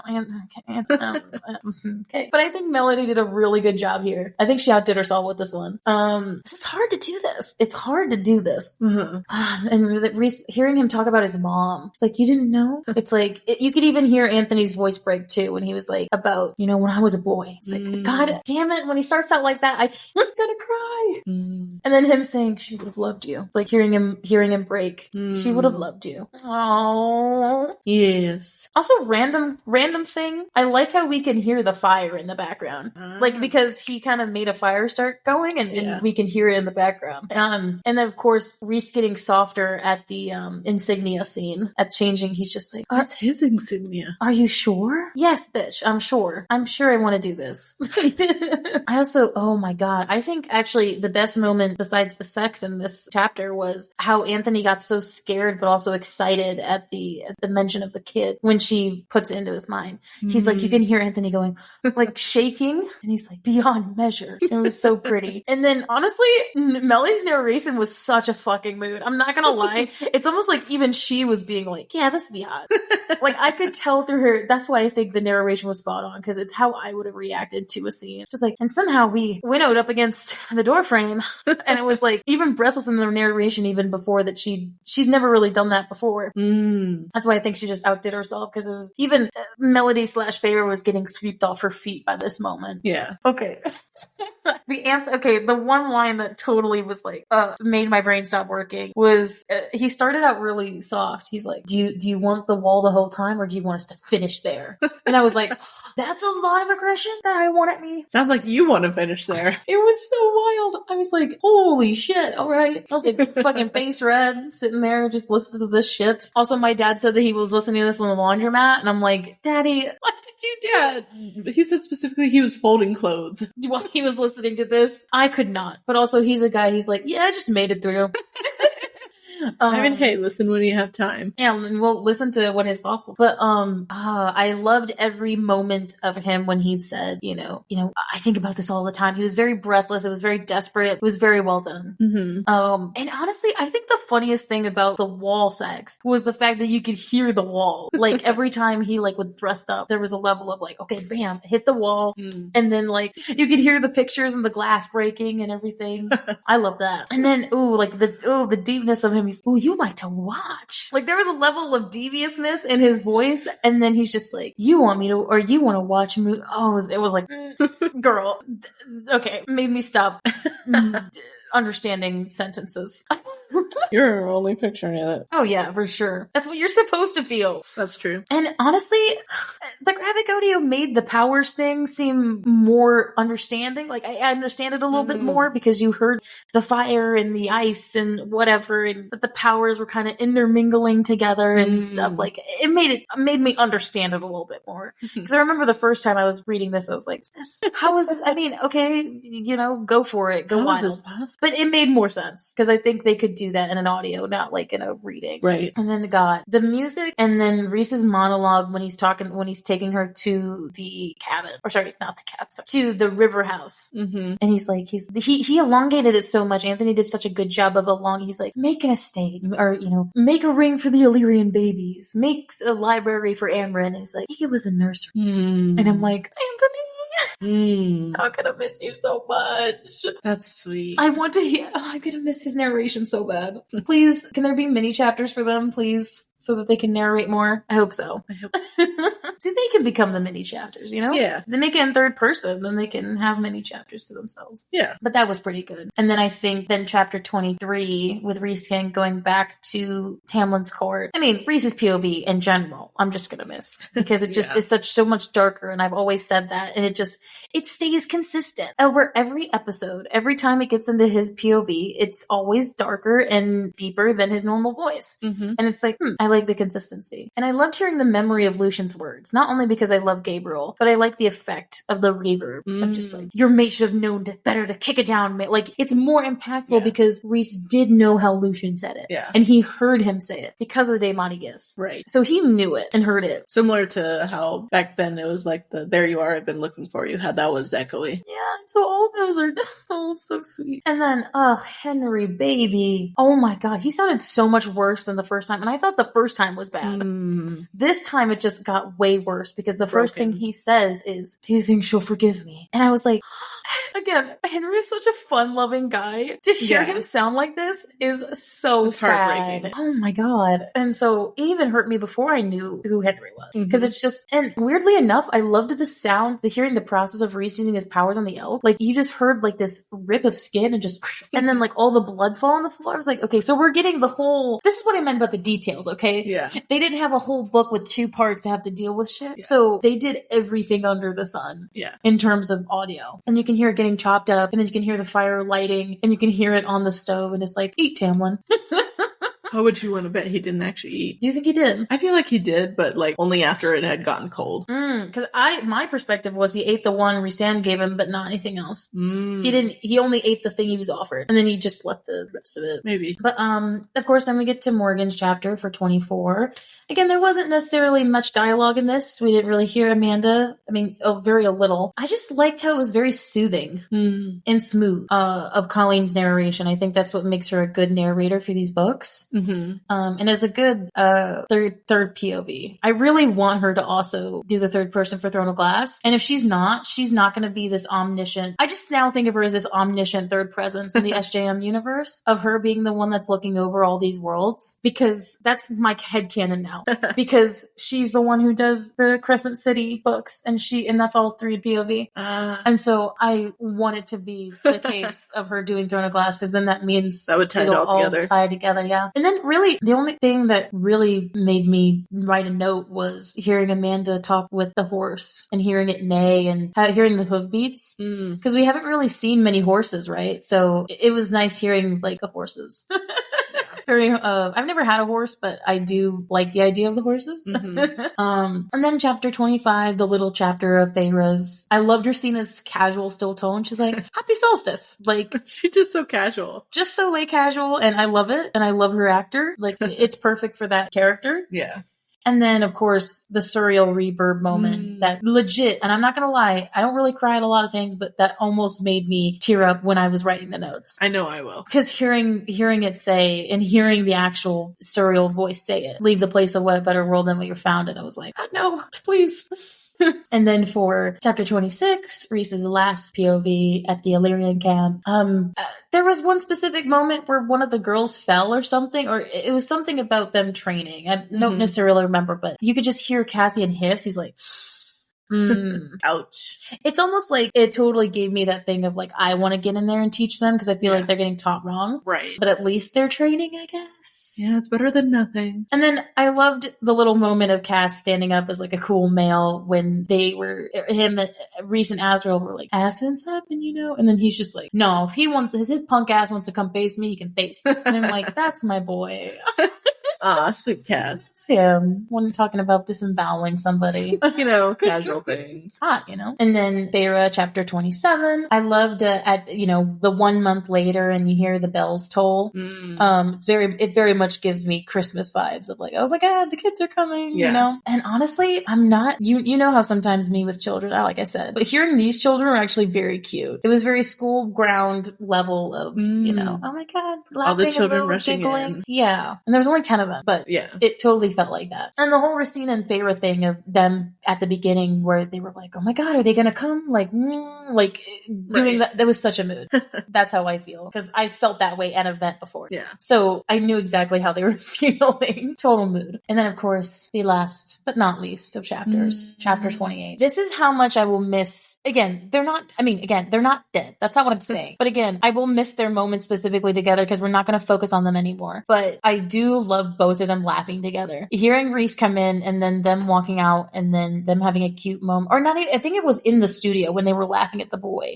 Hearing them both laugh together is like bells to my ears. Yeah. Like it's like Silent Night. Silent Night's my favorite Christmas song, and it feels like that level of beauty every time I hear it. Yeah. And I love hearing them together, and it's just, we will continue to hear them together, just not in a very romantic light. We will see them probably do romantic things, but not be in the scene. Right. If we're seeing it, it's from obviously a third perspective, but it's going to be like a different character working with a different character. Right. And of course, they're not them, so. Yeah. Also, I'm going to miss their Daemati because we're not going to see that in a third POV. Right. And then I love the ending. I just love how they kind of went all into it of level of, I'm happy you're in my life, and about how emotional they got to the stars who listen and dreams that are answered. It was like one last hurrah before, their story is at an end. That's a good sentence to end on. Yeah, because it's their mantra, Yeah. It's like their quote. So again, there's a level of excitement for the continued books and seeing where everybody else's journey goes, right? But there is also a level of, when I finished this the first time, that a level of sadness with not being in their POVs anymore, because we've been with them this whole time. But the thing is, we're not missing them as a couple. They're not leaving, but there is definitely a level of, we're not going to be in Feyre's perspective anymore. We can't hear their thoughts. No, I will miss the Damati thing though. Yeah. For sure. Because none of the other ones are Damati. Right. At least that we know of now. But yeah, so I'm excited to get into Silver Flame. I'm also excited to see what our parents say, because I think I'm interesting to see what they think, because I wonder if they're going to think, oh my God, it's filler and I didn't really like it. I wanted the actiony bits. Or if they'll kind of see it. I know kind of what my mom thinks because she read this with me before. She was my first person that I ever did book club with. So I'm curious. I'm curious to see what they think, because I like the book specifically for filler. Because I think it is plot relevant, but also I know it for what it is. Yeah. So there was no expectation of me to have some big, I wanted to have a wall sex scene. And I was so excited because that was the only spoiler I got when I read this, is that somebody told me that there was a wall sex scene. And I was like, oh, brilliant. I was like, excitement. But do you have any parting words before I say something to the people? I don't think so. I'm just really excited to get into Silver Flame. I am too. It's a big book, and also it's definitely more jam-packed, full of plot relevant shit. Yeah. It'll be nice since Akawar was obviously very plot. And then it was more interesting to see where everything would lead. I was interesting to see where things would go, because I was like, where do we go from here? I was like, what's the new threat, or what's going to be, again, we got a lot of potentials, but what's going to be the main threat to them? Right. Is it going to be the conflict of this next book? Is it going to be the Illyrians? Is it going to be all of them at once? Is it going to be the human queens, the dark sorcerer? Is it going to be Kosechi? Is it going to be, the Illyrians, So what is it going to be? Or is it going to be everything all at once? I don't know. So, because again, before we knew where it was going to lead. Yeah. We knew Akawar was coming, and so there was a level of where it was going to go. But now it's new, so we don't know where it's going. Yeah. So I'm very excited. So we have 3 more episodes of this season. We have 1 more. So we actually didn't get a chance to talk to Amryn, Nora. We totally hope to in the future. We really do. So instead of doing her other interview, we are going to talk to my lovely friend, very good friend of mine from college. And she, if you have ever watched the live stream, she's always kind of been on it. Madison, we're going to fangirl talk with her about where she is. Again, she isn't all the way through to the end of definitely not Silver Flame. She's in the Akawar, but we're just going to have a fun talk with her about because we haven't had a fangirl episode since the 2nd season. Yeah. And I kind of just want to have another fangirl episode like that. So we'll have that, and then we'll have Dad's review episode first. Yep. Deep dive episode, a reaction episode, and then we'll have our moms be the last. And that'll be in time for the new year. So again, kind of how it just kind of fell that way again because of the move and everything else. And again, we are still trying to set up, live streams and everything. We're just, again, still with moving. There's a level of still trying to get all that stuff set up, and even trying to get back into I know our schedule has not been very consistent with uploads and everything. So we're trying to get back onto that. But again, we started slow but sure. We've made our TikToks very much a presence now of every day and trying to do better at that. So yeah, please follow the TikTok, the Instagram, the Facebook, go to our link tree for all of our Spotify playlists and even the Patreon if you want to follow that for free, or you can do for $3 a month at the High Fae or the Inner Circle at $5 a month. So you can either join those to get some video access and early audio access and my notes to write. Now I'm gonna upload these Frost and Starlight notes as well for our High Fae members. See them. They're very much word fill, but they're funny, I think. Yeah. They're 36 pages this time, unlike Akawar, which was like 109. Silver Flame will be longer. It was funny looking through them. I hadn't realized that you capitalized the cabin. I do. I press on the caps lock and I was like, the cabin, fucking cabin. So I think that they're generally funny, but this is literally my word vomit. So it's not very much planned. I'm listening to the graphic audio while I'm reading the book so that I don't miss any cues that the graphic didn't have. But anyway, so I'm really excited. I think it's going to go well. And I hope you enjoyed this finale deep dive episode. We'll have 3 more left of the season and then it's on to Silver Flame, baby. I'm excited. The adult book, by the way. I just want to let you know that technically Silver Flame is an adult book, whereas the rest of these have been young adult. Jesus, what does that mean? When I first heard that, I was like, wait, this wall scene was technically young adult? Then what the fuck is gonna happen? Yeah, what happens in the adult book? I'm like low-key excited. No, actually really excited. Fairy smut? Fairy smut, yeah, for sure. Fairy smut for the win. So we will see you guys all later in our next episode. So bye guys. Bye.